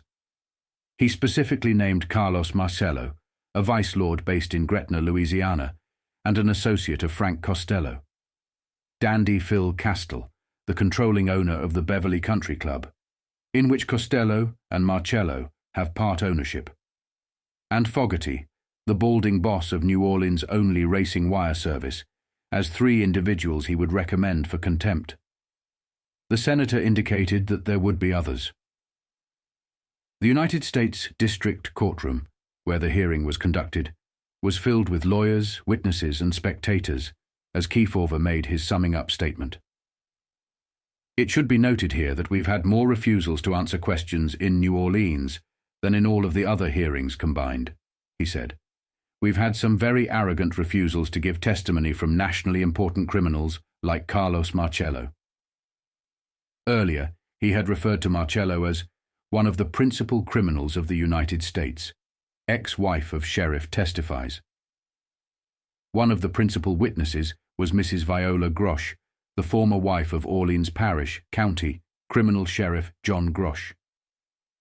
She testified that her husband had $150,000 in cash stored in an attic strongbox in 1940, accumulated over a 6-year period while he was a city detective earning a salary ranging from $186 to $346 a month. She testified that her husband brought home large amounts of money. He had so much money, he had me say I won it gambling, she declared. Bank in attic. Mrs. Grosh said her husband kept a safety box in the attic and deposited the money he brought home into it. His salary checks were turned over to me, she testified. She mentioned that the money was brought to their home by a Mr. Copeland, Julius Pace, and others. Neither Copeland nor Pace was identified, but when she was asked what business Pace was in, she replied, "I don't know, either lottery or slots." She also told of going to Hot Springs, Arkansas, with Grosh and meeting Frank Costello at the Belvedere Club, but she did not know what Grosh and Costello discussed. Frank witness. The most forthright witness to testify before Kefauver was Beauregard Miller, the town marshal of Gretna, a small town in Jefferson Parish. He stated that wide-open gambling has been out there since my daddy was in office. Miller, a heavy-set man who chuckled as he answered questions, said he tolerated gambling because the people want it. I believe if I was to close them, gambling houses, I would be defeated. That's a fair answer, Kefauver commented, adding, "I must say it is refreshing to get a frank answer." "Gambling is our principal business," Miller declared. Good picture. At the hearing's close, Senator Kefauver told the audience, "I think we have a good picture of the effect of gambling and rackets on law enforcement. Operations here are very large and have interstate connections. State people are connected with and receive money from gamblers in other parts of the country, such as Frank Costello of New York City." Before leaving New Orleans, Kefauver left behind a warning. 5 men needed to be dealt with, or they would become some of the country's biggest threats. One of those men was Carlos Marcello. Kefauver recognized Marcello as a shrewd operator and saw the growing power he was beginning to amass. However, by that time, Marcello had already become untouchable, and his influence would only continue to grow. This next article, published on January 28, 1951, delves into the implications of Kefauver threats. A sheriff and 5 gambling figures will be named for citations for refusing to testify before a Senate Crime Committee hearing that ended early today. Chairman Estes Kefauver, Democrat, Tennessee, shortly before leaving for Washington, said he would seek Senate contempt citations against Sheriff Frank Clancy of neighboring Jefferson Parish County, where lush gambling casinos operate openly. Phil Castell, part owner of the Beverly Country Club in Jefferson Parish and a gambling associate of Frank Costello. Carlos Marcello, part owner of the Swank Beverly Club, whom Kefauver named as one of the United States' worst criminals. And J.J. Fogarty, veteran owner of a race news service. One of worst, Joseph Pareto, a race news service figure whom Kefauver called one of the worst characters ever to appear before the committee, and Anthony Marcello, Carlos's younger brother. In addition, Kefauver said, Orleans Parish criminal Sheriff Johnny Grosh may face perjury charges as a result of the testimony of his ex-wife, Mrs. Viola Grosh, who told of payoffs to her husband by lottery and prostitution agents. Mrs. Grosh testified that her husband, then the chief of city detectives, had $150,000 in a strongbox in their home when she left him in 1940. Her testimony conflicted with Grosh's, who repeatedly denied he ever had a strongbox or safe in his home. She said Grosh accumulated the money during a 6-year period when his salary was less than $400 a month. Believes Mrs. Grosh. I believe Mrs. Grosh was telling the truth, Kefauver said. She filed corroborating documents with the committee to support her testimony, he said.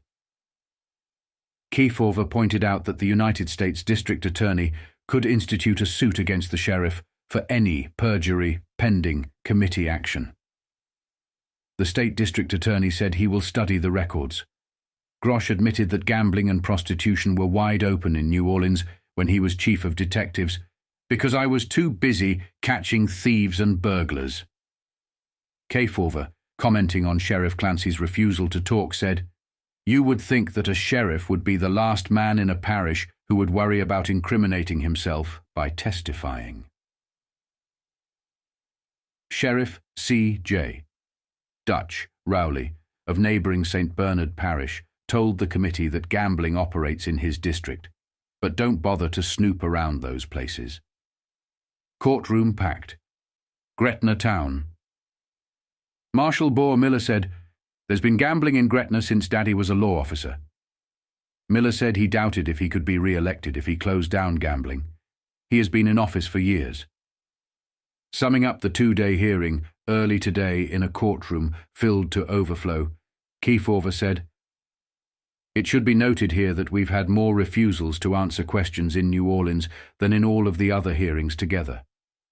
We've had very arrogant refusals to give testimony from nationally important criminals like Carlos Marcello. The first witness cited by the Senate Committee for Contempt, Harry Russell of Chicago and Miami, goes on trial on contempt charges in Washington Wednesday. Multiple newspapers echoed that warning, highlighting the threat posed by these men. Some newspapers delved into their histories, detailing who these individuals were and the paths they had taken to power. Others simply published lists of their names and their past occupations, making it clear who these dangerous figures were. A sheriff and 5 gambling figures will be named for contempt citations for refusing to testify before a Senate Crime Committee hearing that ended early today. Chairman Estes Kefauver, Democrat, Tennessee, shortly before leaving for Washington, said he would seek Senate contempt citations against Sheriff Frank Clancy of neighboring Jefferson Parish County, where lush gambling casinos operate openly. Phil Costello, part owner of the Beverly Country Club in Jefferson Parish and a gambling associate of Frank Costello. Carlos Marcello, part owner of the swank Beverly Club, whom Kefauver named as one of the United States' worst criminals. J.J. Fogarty, veteran owner of a race news service. Joseph Pareto, a race news service figure whom Kefauver called one of the worst characters ever to appear before the committee. And Anthony Marcello, Carlos's younger brother. In addition, Kefauver said, Orleans Parish criminal sheriff Johnny Grosh may face perjury charges as a result of the testimony of his ex-wife, Mrs. Viola Grosh, who told of payoffs to her husband by lottery and prostitution agents. Mrs. Grosh said that her husband, then the chief of city detectives, had $150,000 in a strongbox in their home when she left him in 1940. Her testimony conflicted with Grosh's on Thursday, when he repeatedly denied he ever had a strongbox or safe in his home. She said Grosh accumulated the money during a 6-year period when his salary was less than $400 a month. I believe Mrs. Grosh was telling the truth, Kefauver said. She filed corroborating documents with the committee to support her testimony, he said. Kefauver pointed out that the United States District Attorney could institute a perjury suit against the sheriff without any committee action. The State District Attorney said he would study the records. Grosh admitted that gambling and prostitution were wide open in New Orleans when he was chief of detectives, because I was too busy catching thieves and burglars.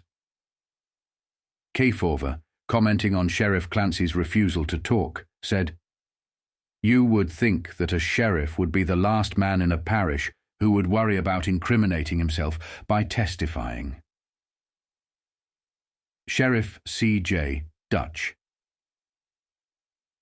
Rowley of neighboring St. Bernard Parish told the committee that gambling operates in his district, but I don't bother to snoop around those places. Gretna Town Marshal Beauregard Miller said, There's been gambling in Gretna since my daddy was a law officer. Miller said he doubted if he could be re-elected if he closed down gambling. He has been in office 26 years. Summing up the 2-day hearing early today in a courtroom filled to overflowing, Kefauver said, It should be noted here that we've had more refusals to answer questions in New Orleans than in all of the other hearings together. We've had some very arrogant refusals to give testimony from nationally important criminals like Carlos Marcello. The first witness cited by the Senate Committee for Contempt, Harry Russell of Chicago and Miami, goes on trial on contempt charges in Washington Wednesday. The maximum penalty for each offense, each unanswered question could be a separate offense, is 1 year's imprisonment or a $1,000 fine, or both. When Senator Kefauver made his accusations, it sent shockwaves through many circles. Numerous individuals rushed to declare their innocence, especially those who had been connected to businesses controlled by mobsters or were accused of selling their businesses to them. Many feared being called to testify and instead chose to write anonymously to various newspapers, asking them to correct stories or statements made by Senator Kefauver or by the newspapers. One such story, related to Carlos Marcello, was published following testimony heard on February 1st. The article was printed after being submitted on January 31st, and it shed new light on the ongoing investigation. Letters from the people. This department welcomes letters on matters of current interest. Please be brief and courteous.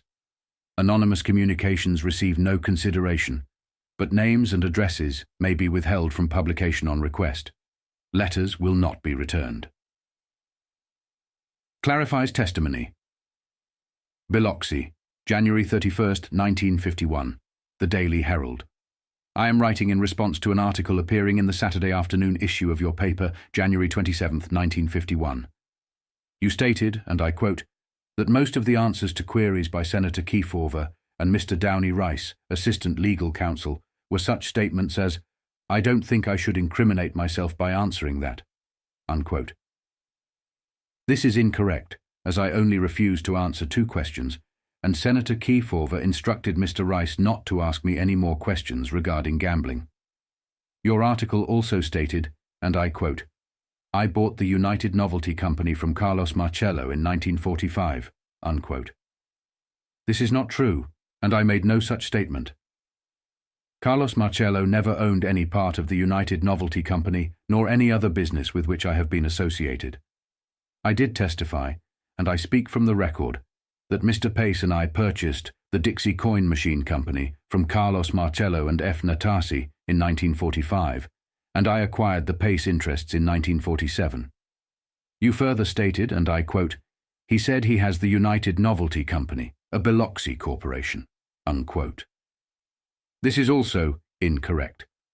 My testimony will show that I sold the United Novelty Company to its present owners in 1945, and that Nick Carbajal and I were partners in the Crown Novelty Company, Inc., in New Orleans, Louisiana, and have a branch office in Jefferson Parish using the trade name of Rex Novelty Company. At this time, I would like to clear up a confused issue regarding the testimony of Mayor Morrison of New Orleans. The mayor, reading from a document prepared by Police Sergeant Earl Weiser, stated, and I quote, "The Dixie Coin Machine Company is operated today in my name, and Marcello and Matranga were associated with me in the Rex Novelty Company, Jefferson Parish," unquote. Sergeant Weiser has never contacted me regarding my New Orleans holdings, and both of the above statements are incorrect. The Dixie Coin Machine Company is owned by the present owners of the United Novelty Company, and Marcello, Matranga, or anyone else has never owned any part of the Rex Novelty Company, which is owned by Mr. Carbajal and me. It is not my intention to criticize Mayor Morrison, as he read from notes furnished him by his department. I want to further state that I appeared as a voluntary witness, and since my testimony was under oath, I believe you will agree that the public should be given the true facts as testified on the witness stand, which is now a matter of federal record. May I add that Senator Kefauver and his assistants were very courteous and considerate at all times, never using high-pressure methods in asking questions. Thank you for granting me this space. John J. Bertucci. The Senate committee hearings investigating the New Orleans crime families, their history, and their ruthless tactics sent ripples of change through the city. However, some argue that real change was elusive. These men knew how to present themselves in front of the cameras, putting up the right facade when needed. They were adept at cleaning up their image, shaking off bad press, and continuing their operations as usual. Allegedly, behind closed doors, this is exactly what began to happen. New sheriffs were appointed, but they were just as corrupt as their predecessors, and in some cases, some of the predecessors were still around. They just started putting up legitimate fronts. This article delves into the aftermath of those sheriffs and what they were saying and not doing. It explored the ongoing influence of the New Orleans crime families and the consequences that followed during the early 50s. Return of Senate Committee to New Orleans is a possibility. New Orleans, Associated Press. Senator Kefauver's Crime Committee, whose recent hearing apparently dealt a staggering punch to metropolitan area gambling here, may come back to try for a knockout. Downey Rice, Associate Counsel of the committee, who did much of the interrogating during the hearing, said in Washington last night that New Orleans may get another probe. His announcement came just a few hours after Sheriff Frank Clancy, perennial boss of casino-dotted Jefferson Parish, adjacent to New Orleans, made the flat statement that Gambling is through here as long as I'm sheriff. Through taking the rap, I'm through taking the rap for these people, Clancy said in an interview yesterday on his cattle farm north of Moisant International Airport in Jefferson Parish. For the second consecutive night, the plush casinos like the Beverly Club, Club Forest and others grossing more than $1 million a year were closed down. Except for the explanation, "I'm through taking the rap," Sheriff Clancy's action was still a puzzle. The diminutive, ruddy-faced Clancy steadfastly claimed up before the Kefauver committee and now faces a possible contempt citation for it. While Senator Kefauver and his staff were in New Orleans, the casinos operated at full blast. The closing order came after Kefauver left town. Clancy was asked, "What if you get a mandate from the people to let the clubs stay open?" "Then they will have to get themselves another sheriff. It will be tough for the old and crippled ones, but it is all over as long as I am in office." He indicated he had taken the rap of unfavorable publicity and other indignities for the parish people, and that his patience was exhausted. The closing of Jefferson Parish gambling palaces would knock out a big percentage of the gambling dollar volume in Greater New Orleans. These Jefferson Parish clubs caused Senator Kefauver to comment, "There is more gambling on the outskirts of New Orleans than in Nevada, where gambling is legal." Parish towns not affected. Clancy said his closing order did not apply to parish towns where home rule leaves law enforcement up to the city marshal.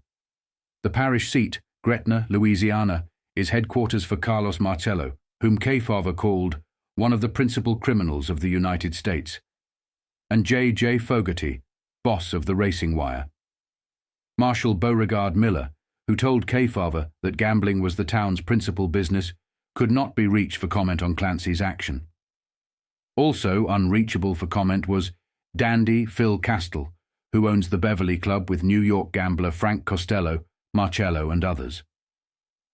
Downey Rice mentioned the possibility of locating some additional witnesses if the committee returned for more hearings.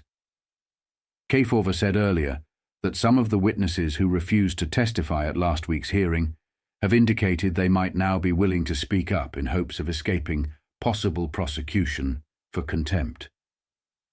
Rice last night said no decision has been reached. The sheriff's words were not confined to just one newspaper. They were broadcast across multiple outlets. Another article detailed some of his statements and his promises of ushering in a possible era of change. However, despite these bold declarations, genuine change seemed highly unlikely. "Gambling is dead in Jefferson Parish," says Sheriff by Keith Fuller, New Orleans, January 31st, Associated Press. "Gambling is dead in adjacent Jefferson Parish," Sheriff Frank Clancy, political boss of the parish known as Clancy's Kingdom, said today. "I'm through taking the rap," the sheriff declared in an interview at his cattle farm about 10 miles west of New Orleans.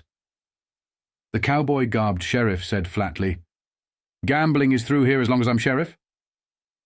When asked, "What if you get a mandate from the people to let the clubs stay open?" Clancy responded, "Then they'll have to get themselves another sheriff. It will be tough on the old and crippled people who work there, but it's all over as long as I'm in office." He indicated he had borne the brunt of unfavorable publicity, newspaper campaigns, and other raps for the parish people. Clancy's refusal last week to answer questions from the Senate Crime Investigating Committee brought a recommendation that Clancy be cited for contempt.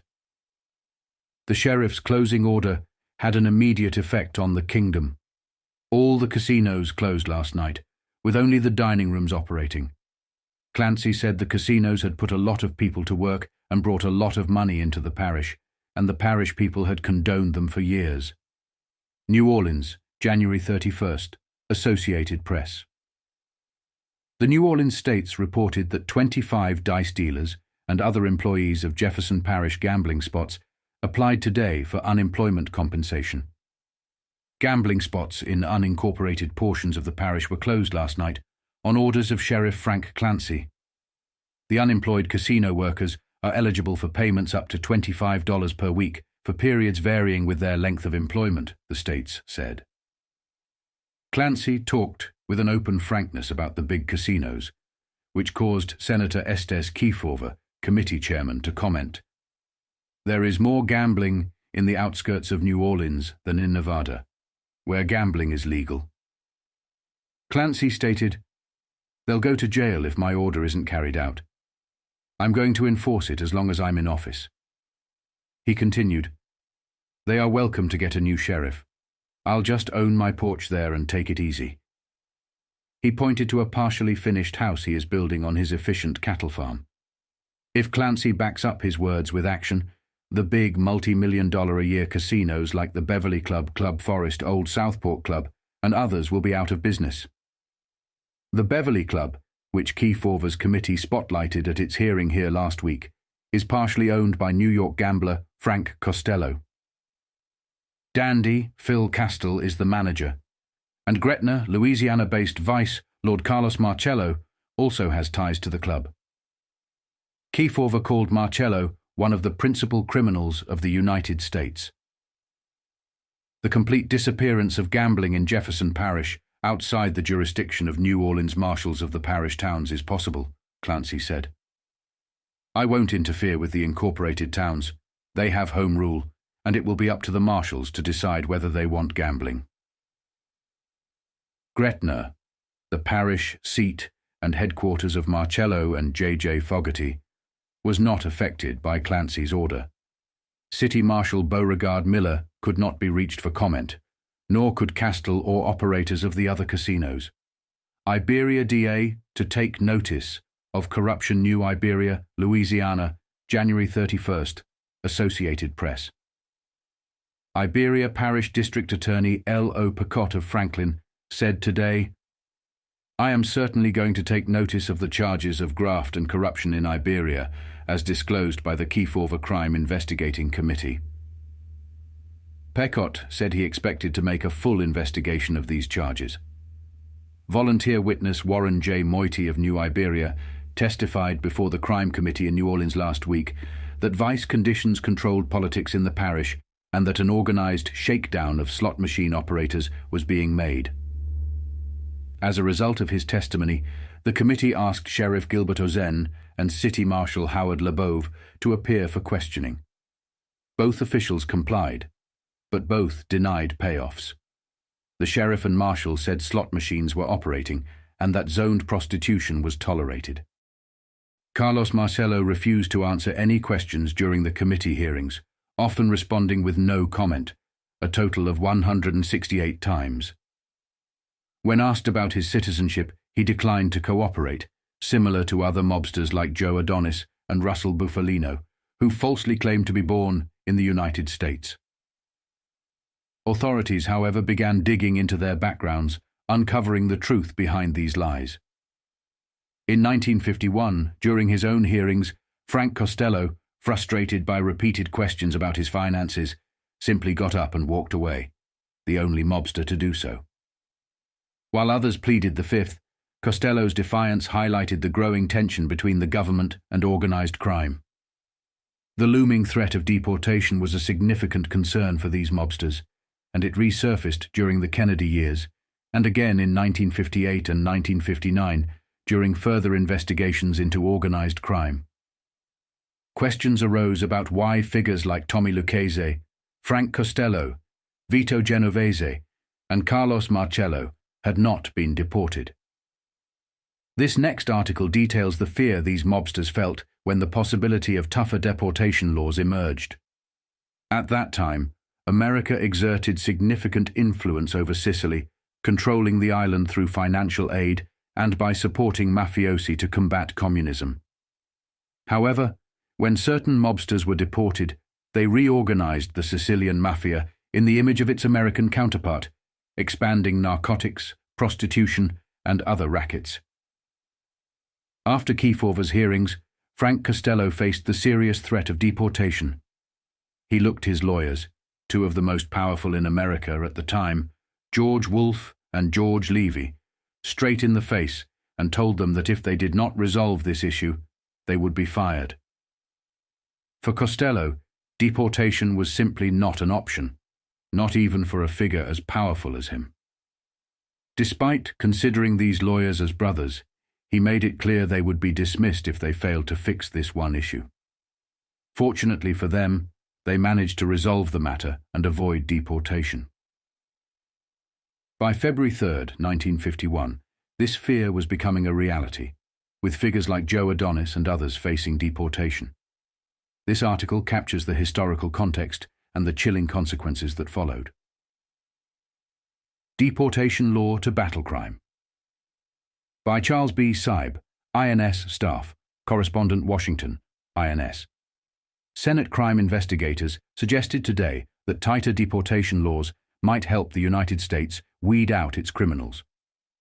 Chairman Kefauver, Democrat from Tennessee, told newsmen that his committee has asked the Immigration Service to recommend changes in the law that would make it easier to eject aliens with criminal records.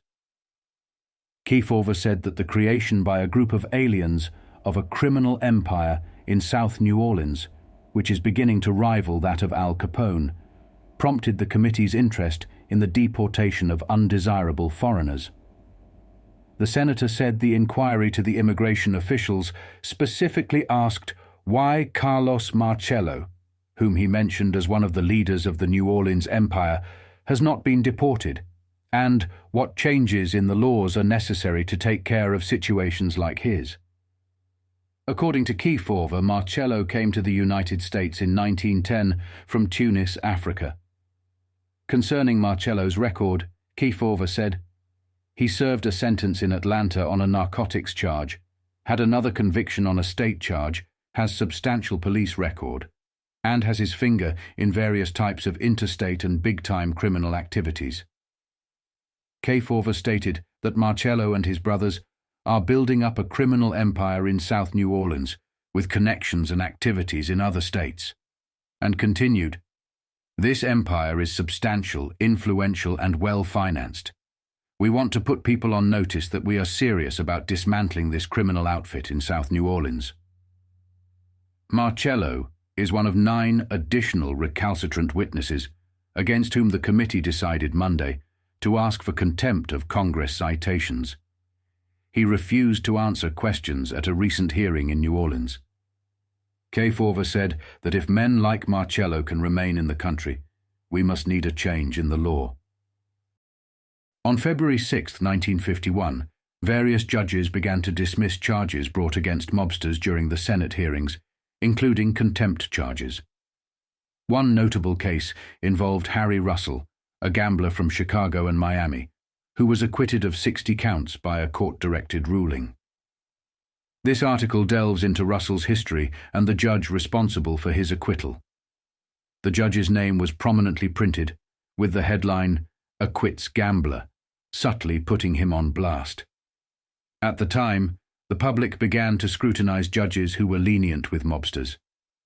What many did not realize was that these judges were not living lavish lifestyles on their own.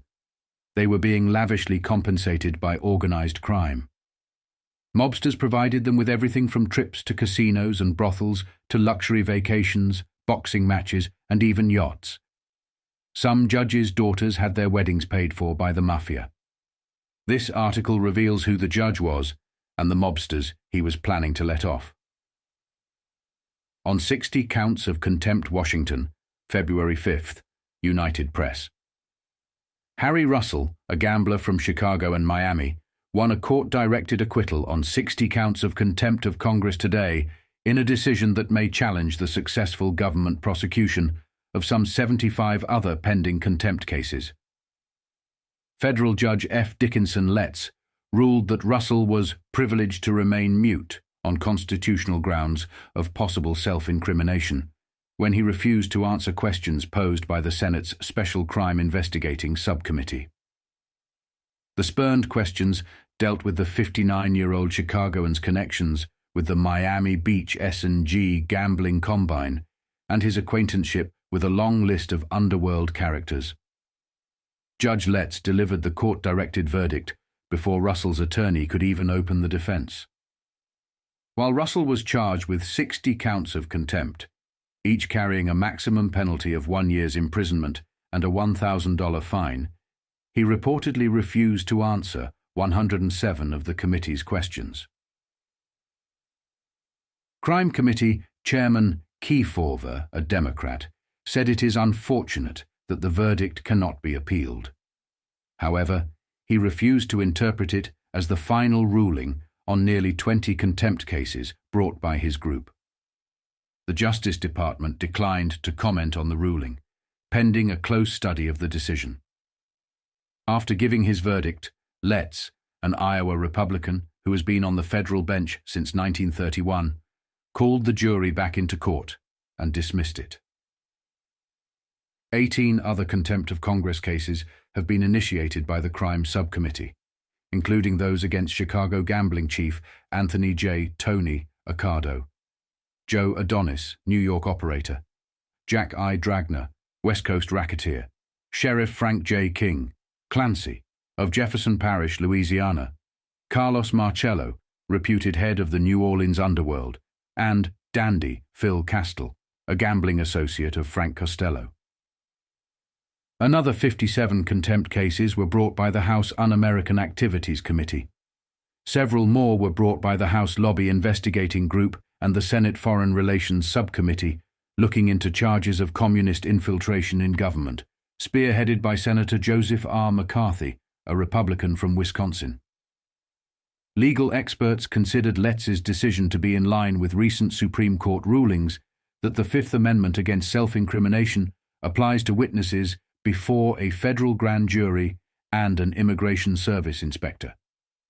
It would appear to place congressional committees in the same category. They said it might throw a roadblock in the way of Senator McCarran's new investigation of subversive activities, as most lawyers are advising clients to plead the same self-incrimination grounds in refusing answers. King Clancy, the sheriff who promised to change everything, was actually a skilled liar and a significant player in the underworld.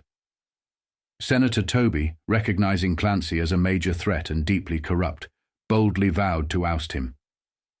Toby challenged the governor, insisting that if he had any courage, he would personally remove Clancy from office. When Toby confronted Clancy with this challenge, Clancy simply smirked and replied, "I guess he would," hinting that even the governor of Louisiana did not have the nerve to take him on. Toby says, "Governor with guts would oust Clancy," by John Chadwick Washington, February 7th, Associated Press. Senator Toby, a Republican from New Hampshire, told Sheriff Frank J. King, Clancy, of Jefferson Parish, Louisiana, today that if Louisiana's governor had some guts, he would kick Clancy out of office.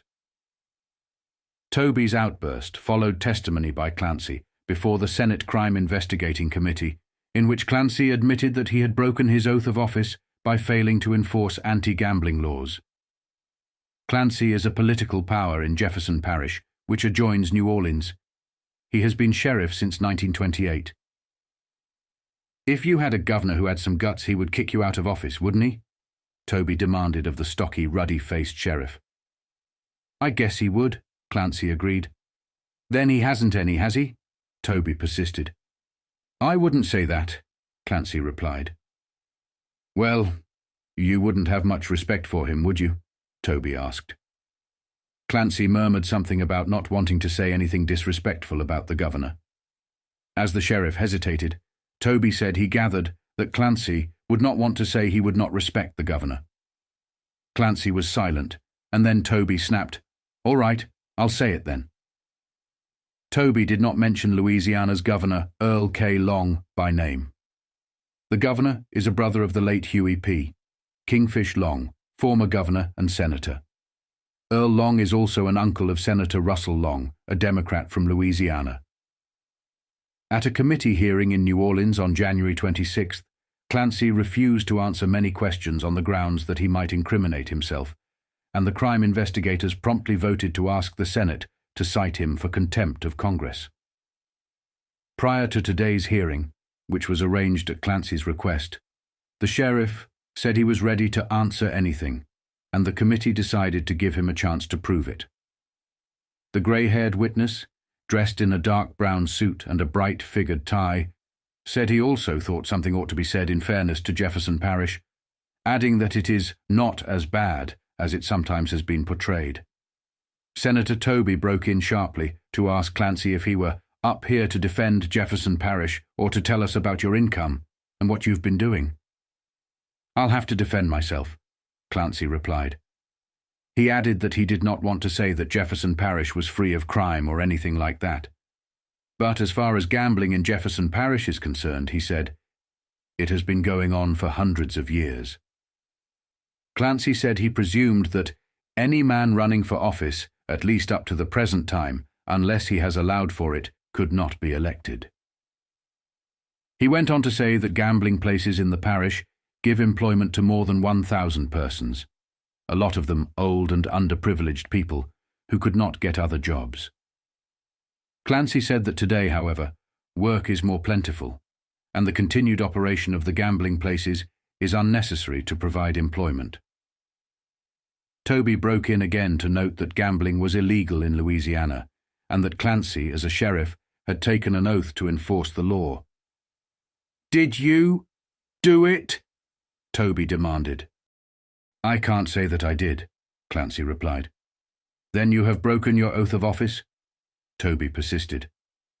"I broke it for the sake of these old and unfortunate people who needed jobs," Clancy told him.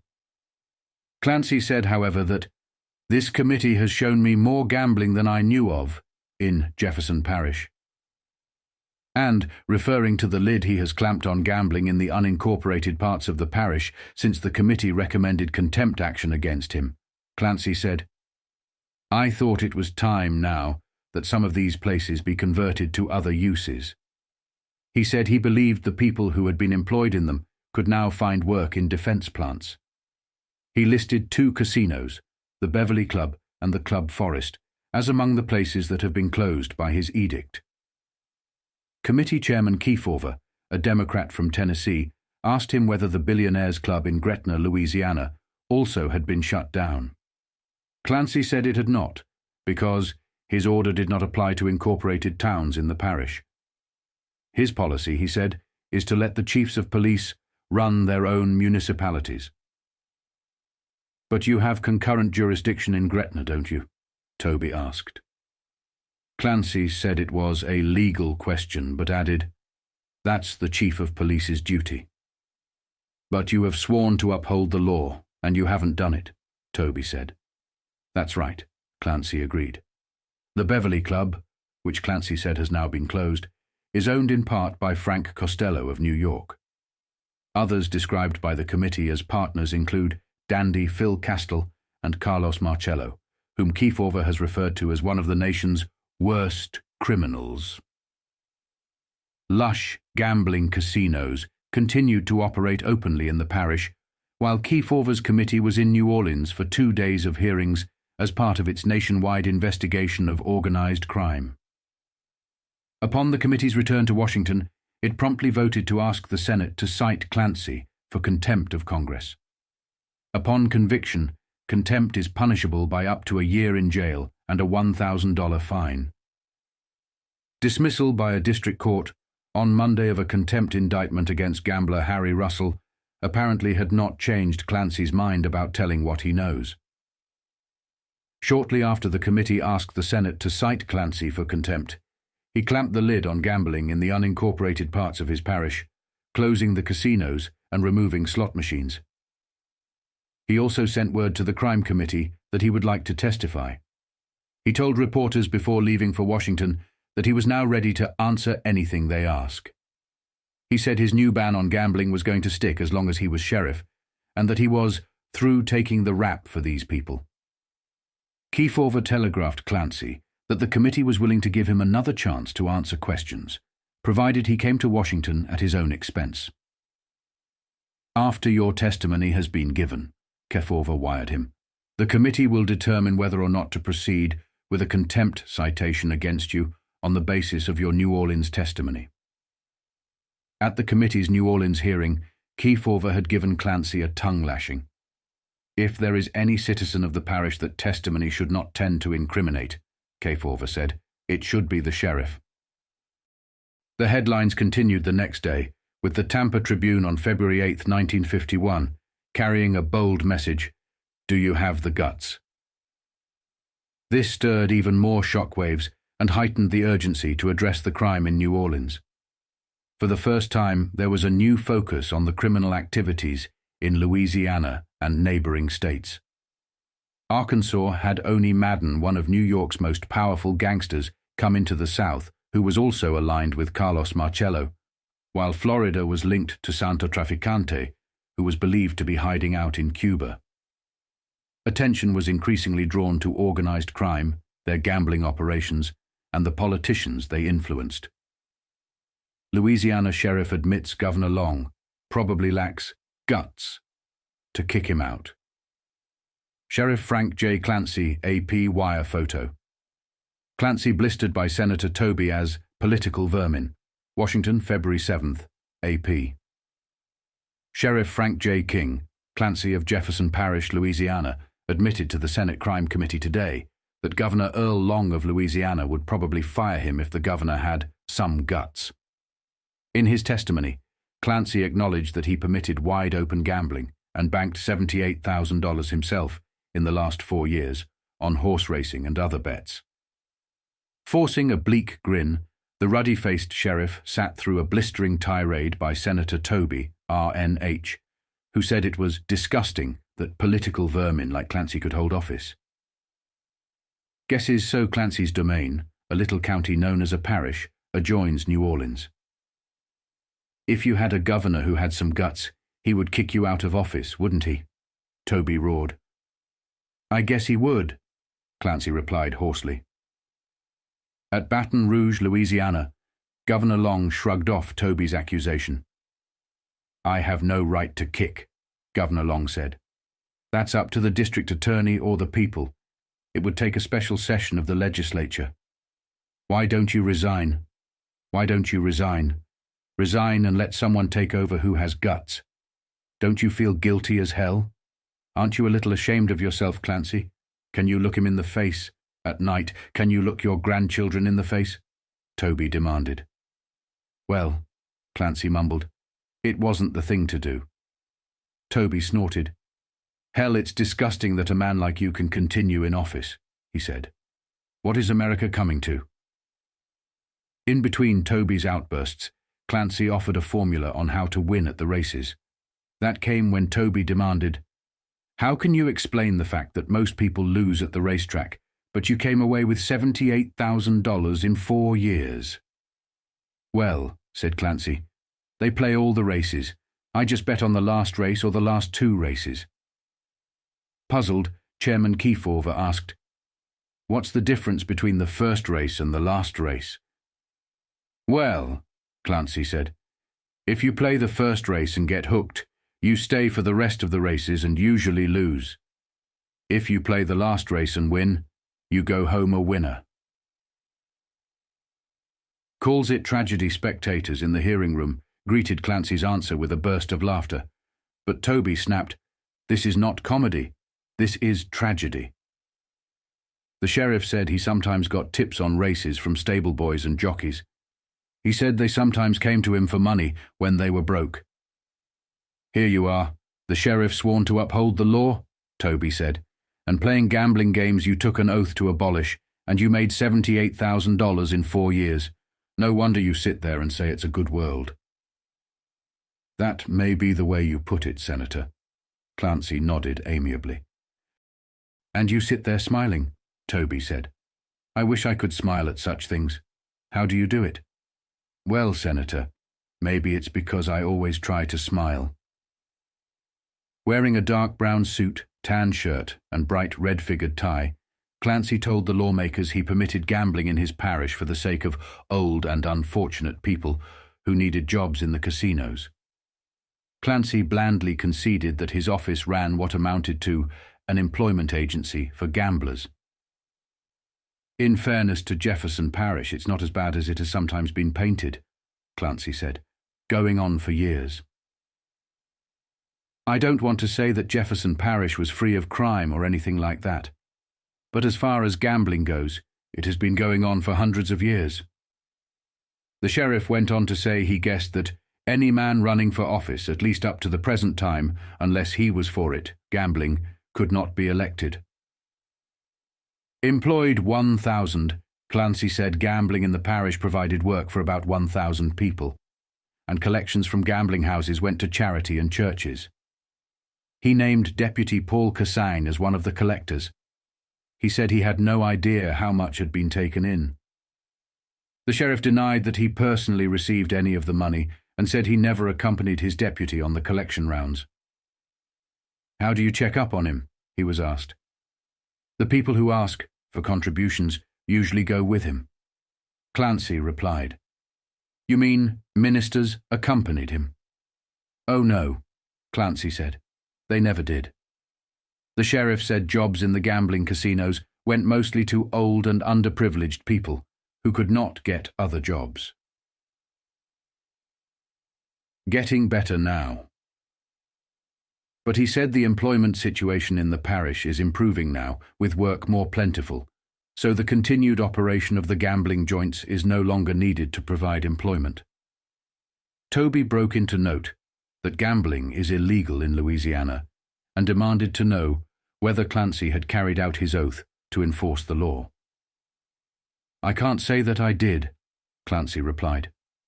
"Then you have broken your oath of office." Toby persisted. "I broke it for the sake of these old and unfortunate people who needed jobs," the sheriff said. "You have sworn to uphold the law, and you haven't done it." "That's right," Clancy agreed. Denies agreement under questioning by Chairman Kefauver. Clancy denied that he had any agreement with state officials to let gambling run in his parish, or that he consulted with state authorities about his recent crackdown on gambling in the rural, unincorporated areas. He also denied receiving any political campaign funds from slot machine operators or the owners of gambling casinos. "You didn't get anything from them?" Kefauver asked. "No, sir," the sheriff said. Kefauver then asked Clancy to explain how the swank Beverly Club in Gretna got the okay to open. "This place was there," Clancy said, "and some fellows had been operating it at a loss.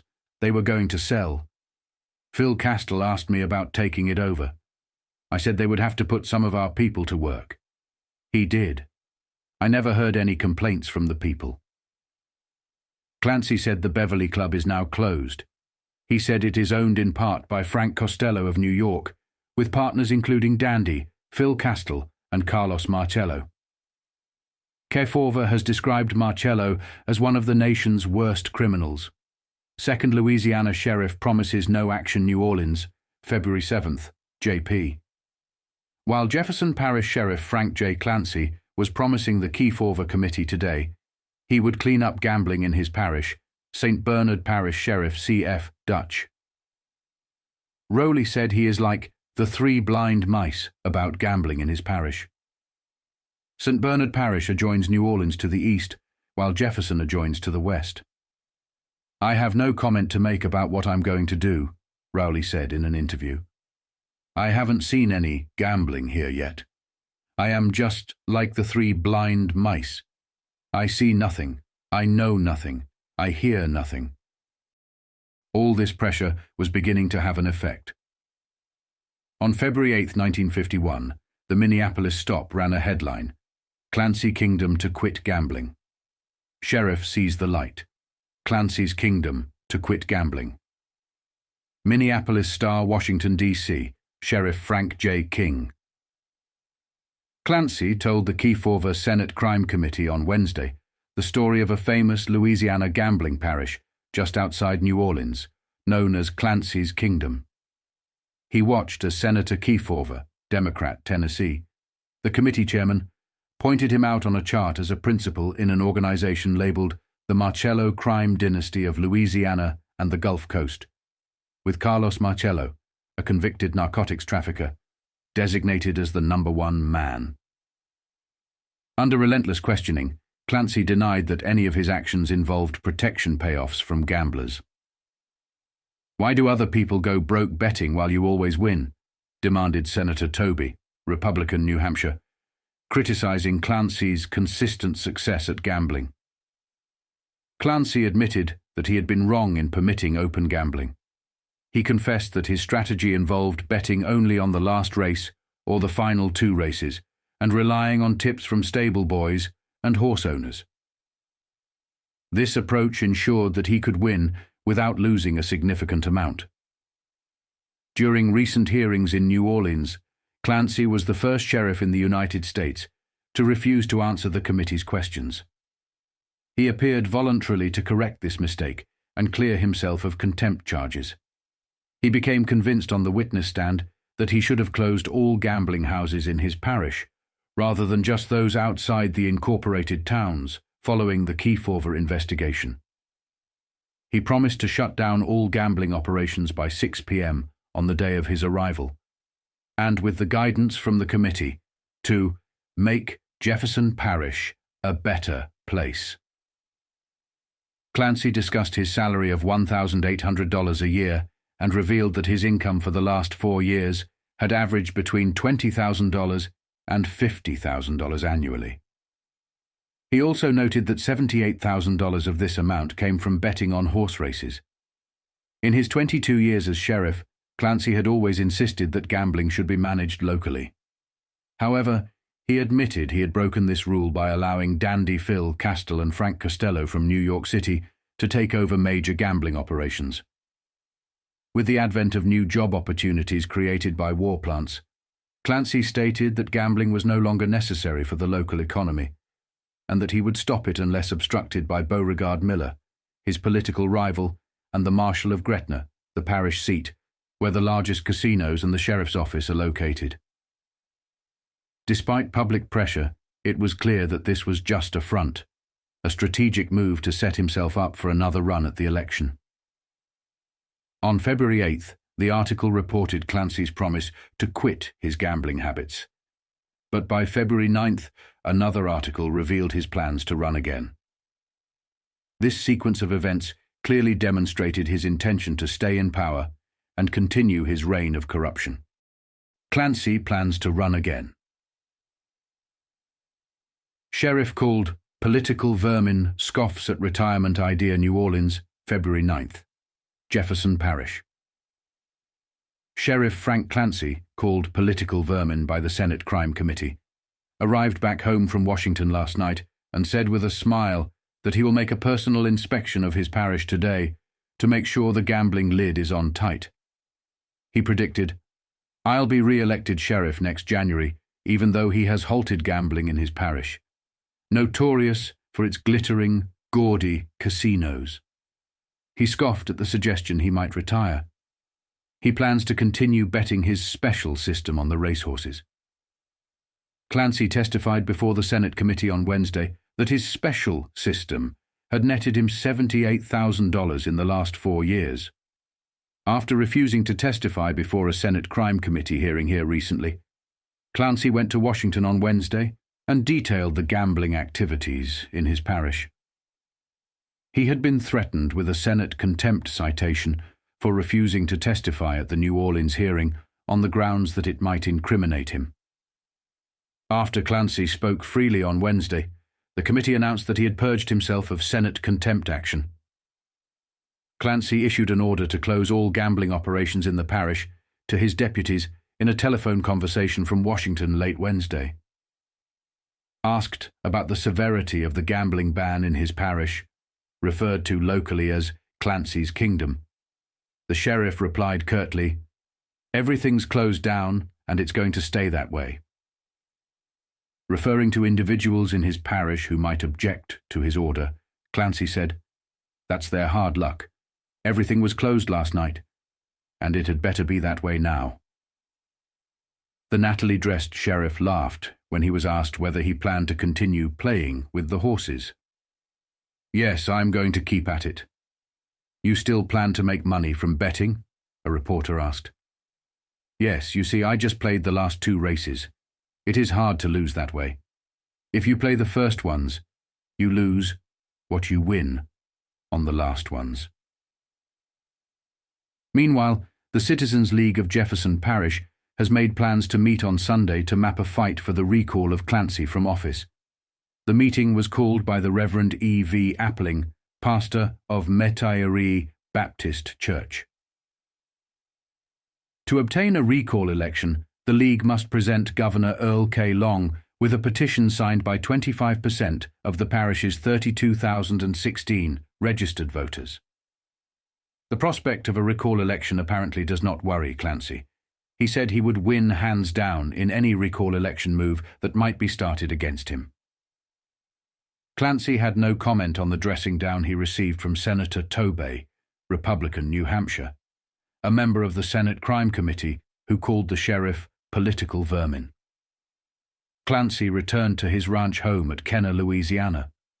In New Orleans, the Orleans Parish Grand Jury will resume its investigation on Tuesday of the income of criminal Sheriff John Grosh while he was New Orleans detective chief. The hearing, now in its third day, was prompted by the testimony of Grosh's ex-wife, Mrs. Viola Grosh, before the Senate Crime Committee. She told the committee that Grosh, then a city detective, had $150,000 in a safe in their home in 1940. Grosh testified before the committee that he never had a safe in his home. He denied ever having $150,000 in his home. The committee recommended that perjury charges be brought against Grosh as a result of the conflicting testimony. Contempt petitions were not filed against 3 New Orleans witnesses, against whom the committee previously announced it would recommend action. But Kefauver said they will be filed as soon as the required papers are completed. The 3 witnesses are Carlos Marcello, who Kefauver has described as one of the nation's worst criminals, Dandy Phil Castell, a co-owner with Marcello and Frank Costello of New York in the Beverly Club, a gambling casino near New Orleans, and Joseph Pareto, a racing news service figure. In laying the new contempt petitions before the Senate, Kefauver said he thought a federal district court judge in Washington, who earlier this week dismissed contempt of Congress charges against Chicago and Miami gambler Harry Russell, was clearly in error. Kefauver said the work of Senate and House committees would be greatly, unfairly, and improperly impeded if they had to follow the lines laid down by Judge F. Dickinson Letts in his ruling. Judge Letts held that Russell was within his constitutional rights in refusing to answer questions for fear of possible self-incrimination. On February 11, 1951, new headlines emerged detailing the infiltration of organized crime groups into the burgeoning gambling scene. Frank Costello was at the forefront of this movement, but behind closed doors he had the support of other influential gangsters. These headlines began to reveal not only their names, but also their photographs, exposing the broader network of power players involved in the operation. Gamblers' bet probe funds will run out before New Louisiana. Scandal is bared. By Keith Fuller and Roy Steinfurt, Associated Press staff writers, New Orleans. Gambling overlords are betting on Chairman Kefauver's Senate Crime Investigating Committee running out of money before an explosive second Louisiana scandal is touched off. And the barons are wagering their vice on the immediate future of keeping Frank Costello silent when he faces Kefauver at a hearing in New York City on Tuesday. The big question is, can the lanky Democratic senator from Tennessee show that Costello has made campaign contributions or other payments to political figures? The answers could ignite a second Louisiana scandal, perhaps for other states too. The regional gambling bosses, expecting that the committee will learn little new from Costello, hope the New York hearing will be the last, ending the entire investigation and causing little damage to their rackets. After recent hearings by the Senate Crime Committee here, Kefauver aides said there was unfinished business in New Orleans and indicated the committee might return. But Kefauver said in Washington on Friday that the committee has no plans to return to New Orleans for further hearings. A Louisiana Citizens Committee has asked the Kefauver group to come back. The biggest Louisiana political figure snared by the Kefauver net so far is Frank Clancy, sheriff and political boss of adjacent Jefferson Parish. The parish is known locally as Clancy's Kingdom. Big, plush casinos operated with immunity in the parish until Clancy closed them recently. King Clancy avoided a contempt proceeding by appearing at his own expense in Washington last Wednesday to answer questions he had refused to answer at the committee's January 25 to 26 hearing in New Orleans. He also promised to enforce anti-gambling laws, but unless the committee can link the gamblers to more important political figures than Clancy, the gamblers are not seriously hurt. Jefferson is only one of many Louisiana parishes where gambling flourishes. The New Orleans probe revealed that Costello is a partner in the richly furnished Beverly Country Club in Jefferson, with dandy Phil Castile and Carlos Marcello. Castile operates the club. Marcello, a Sicilian whom Kefauver called one of the principal criminals of the United States, has headquarters in tiny Gretna, Louisiana, the parish seat of Clancy's Kingdom, across the Mississippi River from New Orleans. But there the committee's trail on Costello ended. How did Costello get into Louisiana? On September 4, 1930, the New York Times reported that Frank Costello, who has been a witness before the New York grand jury, went to New Orleans when his slot machines were banned in New York in 1934. He made an arrangement with Huey Long for the operation of his machines there. He had more than 5,000 on location in New York in 1934. Together, they set up the Pelican Novelty Company, and the annual profit in a city 1/14 the size of New York was $800,000. New Orleans Mayor de Lesseps Morrison told the Kefauver Committee that Costello began operations in Louisiana in 1936. Louisiana's first scandals jolted the nation in 1939 to 1940, when former Governor Richard Leach and Louisiana State University President James M. Smith went to the penitentiary for using the mails to defraud, and a number of prominent men committed suicide. The gambling political tie-ups found in this latest investigation have been, so far, only on a city and parish level. Although Sheriff Clancy has held the spotlight recently while taking a blistering name-calling from Senator Toby, Republican New Hampshire, in Washington last Wednesday, he is but one of 4 sheriffs the committee focused on during its sessions here. Others involved were Sheriff C.F. Dutch, Rowley of St. Bernard Parish, bordering New Orleans on the east, Sheriff Gilbert Ozen of Iberia Parish, in the Evangeline country of the Old Spanish Trail, and Criminal Sheriff John Grosh of Orleans, New Orleans Parish. Clancy has shut down the gambling palaces in Jefferson Parish and said it was permanent, as long as I'm sheriff. But the gambling equipment has either been draped in dust covers or moved into back rooms, ready to reopen, maybe when Clancy is no longer sheriff. Clancy, who has ruled his domain since 1928, scoffed at reports that he would resign under pressure and said flatly he would run again in 1942 and win with or without the support of gamblers. It is still too early for any certainty about the future of this quartet of sheriffs. Clancy, by appearing before the Senate committee in Washington, purged himself of contempt. He smiled when Senator Toby said it was disgusting that political vermin like Clancy could hold office. Clancy also agreed with Toby that a governor who has some guts would remove him from office.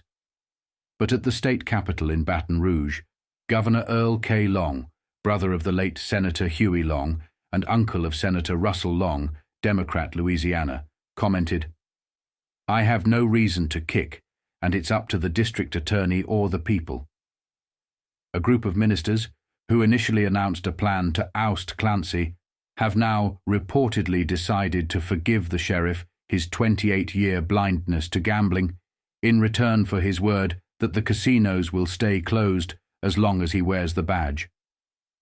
Tired of the flaps, the ruddy-faced sheriff, who owns a 1,000-acre cattle ranch in the parish, said he was tired of taking the rap for the gamblers. The gamblers agree that Clancy did take the rap and that he assumed a fall guy role, so they are content to move to other parishes if, as Clancy said, Jefferson is now closed to them permanently. Taxes will be higher next year, and we can stand to take a vacation and lose a little money, a gambler told a reporter. This will blow over. Sheriff Rowley, who grimly admitted to the committee in New Orleans that a full-scale gambling operation had run wide open in St. Bernard Parish ever since I can remember, has not interfered with casinos in his domain. Rowley said in a Wednesday interview that as far as gambling was concerned, "I'm just like the three blind mice." He was apparently referring to the three fabled monkeys, for he went on to say, "I see nothing, I know nothing, I hear nothing." Leander Perez, national chairman of the states' rights political party and district attorney of the parish, said, "Rowley is the sheriff. He is a law enforcement officer. No evidence has been presented to me about gambling." Sheriff Ozen told Kefauver that slot machines and open prostitution were wide open in his Iberia parish, and there have been subsequent rumblings of a grand jury investigation. John Grosh's divorced wife told the Senate committee here that the dapper buttoned-down sheriff had $150,000 cash tucked away in an attic strongbox in 1940, which he had collected during a 6-year period from 1934 and 1940. During this span, he was a police detective with salaries ranging from $186 to $346 a month. Grosh denied having the money or the strongbox, but he did admit to Kefauver that he knew of gambling in New Orleans when he was a detective, but was too busy catching crooks and murderers to worry about it. Justice Office. Gets McCarthy, Pearson Row, Washington, United Press. A military secrets case, which has been a source of conflict between Senator Joseph R. McCarthy, Republican, Wisconsin, and columnist Drew Pearson, has been sent to the Justice Department for investigation. It was disclosed late yesterday. Secretary of the Army, Frank Pace, Jr., reported the action in separate letters to McCarthy and Pearson. Both of them released the letters to the news media. At the same time, they issued statements each claiming the other's activities were the primary focus of the inquiry. Pace told McCarthy that the Army's investigation of the incident has been completed with negative results. In both letters, he said the Army sent the matter to Defense Secretary George C. Marshall, who, in turn, referred it to the Justice Department. The case involves the publication in Pearson's newspaper columns of December 30th and January 31st of intelligence reports on the size of the communist forces in Korea, especially the Chinese Red Troop strength. McCarthy charged that this was a leak of military secrets and demanded that the persons responsible be identified. Later, Pearson claimed that McCarthy, by reading to the Senate the exact date of December 15, 1950, and Army No. 3019 from an Army report, himself violated security. McCarthy said he had sent Pace's letter dated February 7th to Chairman Richard B. Russell, Democrat, Georgia, of the Senate Armed Services Committee. In a letter to Russell, McCarthy charged that the January 31st publication came after a public announcement of an investigation of the earlier publications, and also after the Army reduced from 15 to 3 the number of daily copies it makes of its intelligence summary. McCarthy told Russell, "It is difficult to understand why a thorough investigation by the Army did not disclose who was violating our espionage laws by stealing and handing to Pearson this material." On February 12, 1951, investigations took a significant turn when Kefauver moved into New York and began questioning Frank Costello. Notably, these inquiries led to questions about Benjamin Siegel, Carlos Marcello, and Virginia Hill. The scrutiny had an inevitable impact on Marcello, as many of the individuals being questioned were linked back to him. Kefauver says, "Testimony is interesting by Associated Press, New York, February 13th. The committee investigating interstate gambling reported it obtained interesting testimony from gambler Frank Costello and a New York state policeman. The testimony of both these witnesses was interesting," commented Senator Estes D. Kefauver, Democrat, Tennessee, committee chairman. Costello was questioned about his possible ownership of the New Orleans Beverly Club, described by a committee spokesman as a nightclub, restaurant, gambling casino. Inspector Charles LaForge was obviously called with respect to gambling at Saratoga, Kefauver said. LaForge's police jurisdiction encompasses Saratoga Springs, a fashionable upstate New York and horse racing center. Other Saratoga County residents have been called to testify, Kefauver added. Costello was cooperative, except for claiming the constitutional privilege of refusing to answer one question. He said the question was not of major consequence, but Senator Charles Tobey, Republican New Hampshire, described it as the $64 question. The specific question was not disclosed. Dwyer invited Kefauver confirmed that former New York Mayor William O'Dwyer, now ambassador to Mexico, would be invited to testify before the committee in open hearings next month. O'Dwyer had earlier requested permission to be heard at the open hearings to make known the New York picture as he knows it, a committee spokesman said. Present closed hearings were regarded as a warm-up for the open hearings. By United Press, one of the witnesses, imprisoned ex-bookie king Frank Erickson, balked at answering the summons. Describing himself as an unwilling witness, he filed a show cause order in state Supreme Court against city officials who would deliver him to the committee.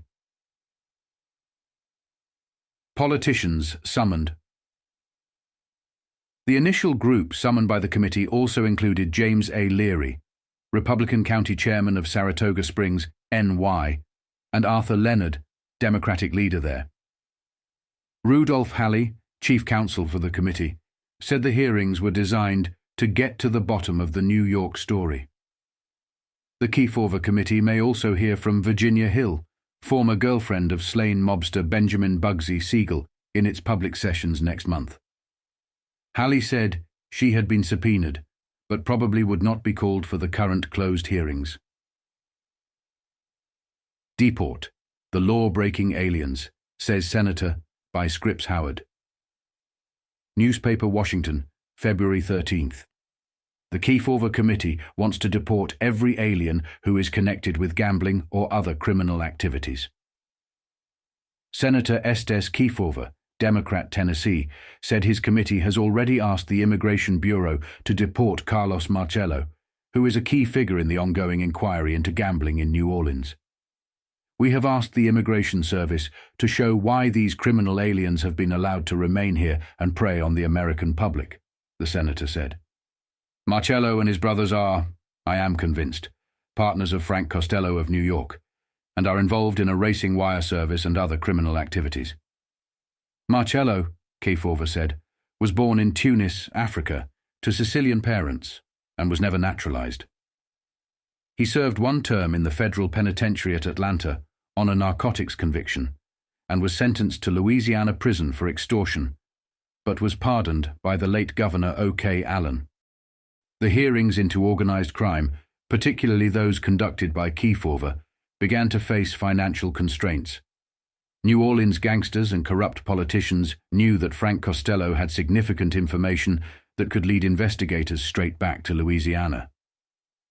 The risk of digging deeper into Costello's connections was substantial because of his immense influence. Costello was a formidable figure who wielded considerable power in both New York and Chicago, and his influence extended into Arkansas, Florida, Louisiana, Missouri, Michigan, and other states.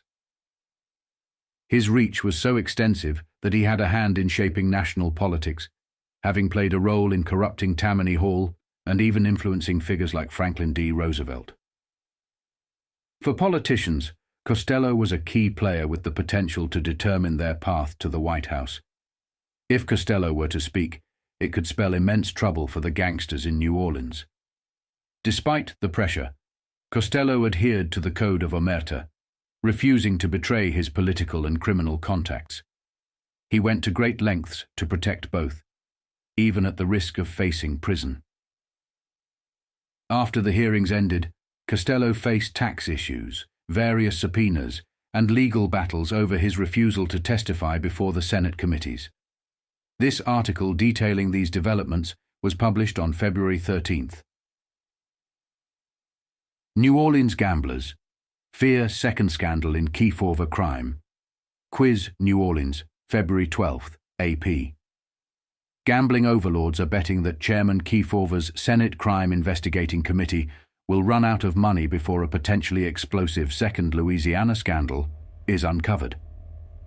The vice barons are keeping a close watch on their kingpin, Frank Costello, who remains silent as he faces Kefauver at a hearing in New York on February 13th.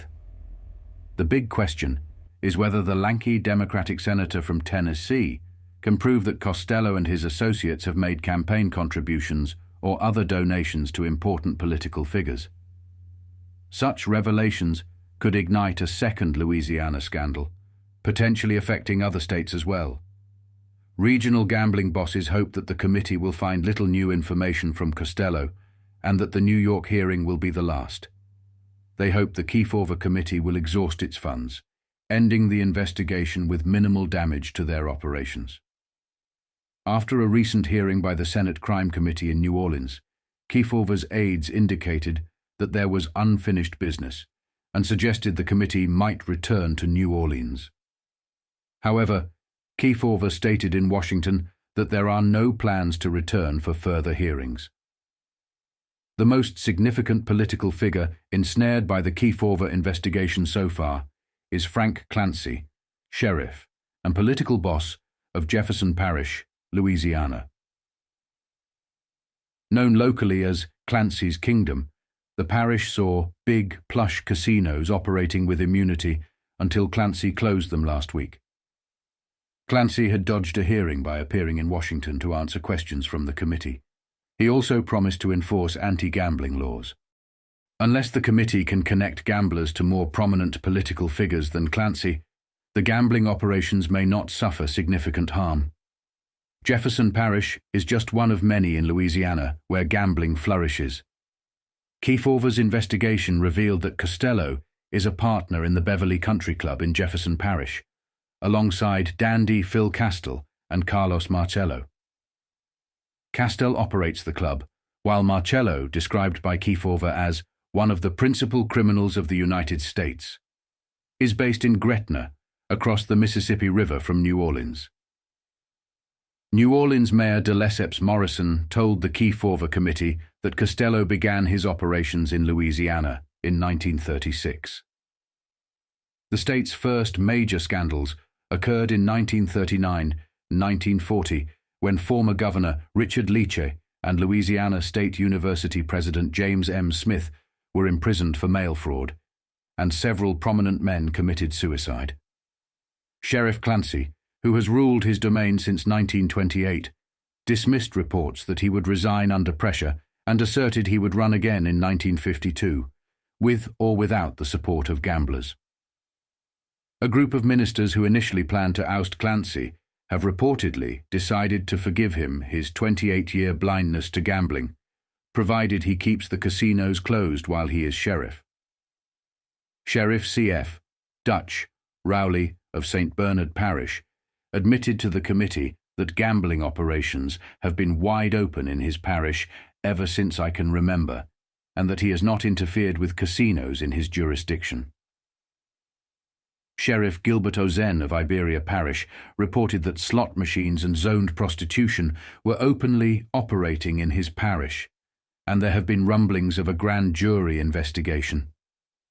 Sheriff John Grosh of Orleans Parish, New Orleans, was accused by his ex-wife of having $150,000 in a strongbox, which he allegedly accumulated during a period when he was a police detective earning modest salaries. Grosh denied the allegations, but admitted to Kefauver that he had been involved in gambling, but was too busy catching crooks and murderers to worry about it. A grand jury is investigating his large income. Currently, New Orleans does not have large-scale gambling operations. Furtive racehorse handbooks continue in the city, but are limited since the shutdown of Jefferson Parish, which was their primary hub. Kefauver learned little from the gambler witnesses in New Orleans, as they refused to answer questions beyond providing their names and addresses.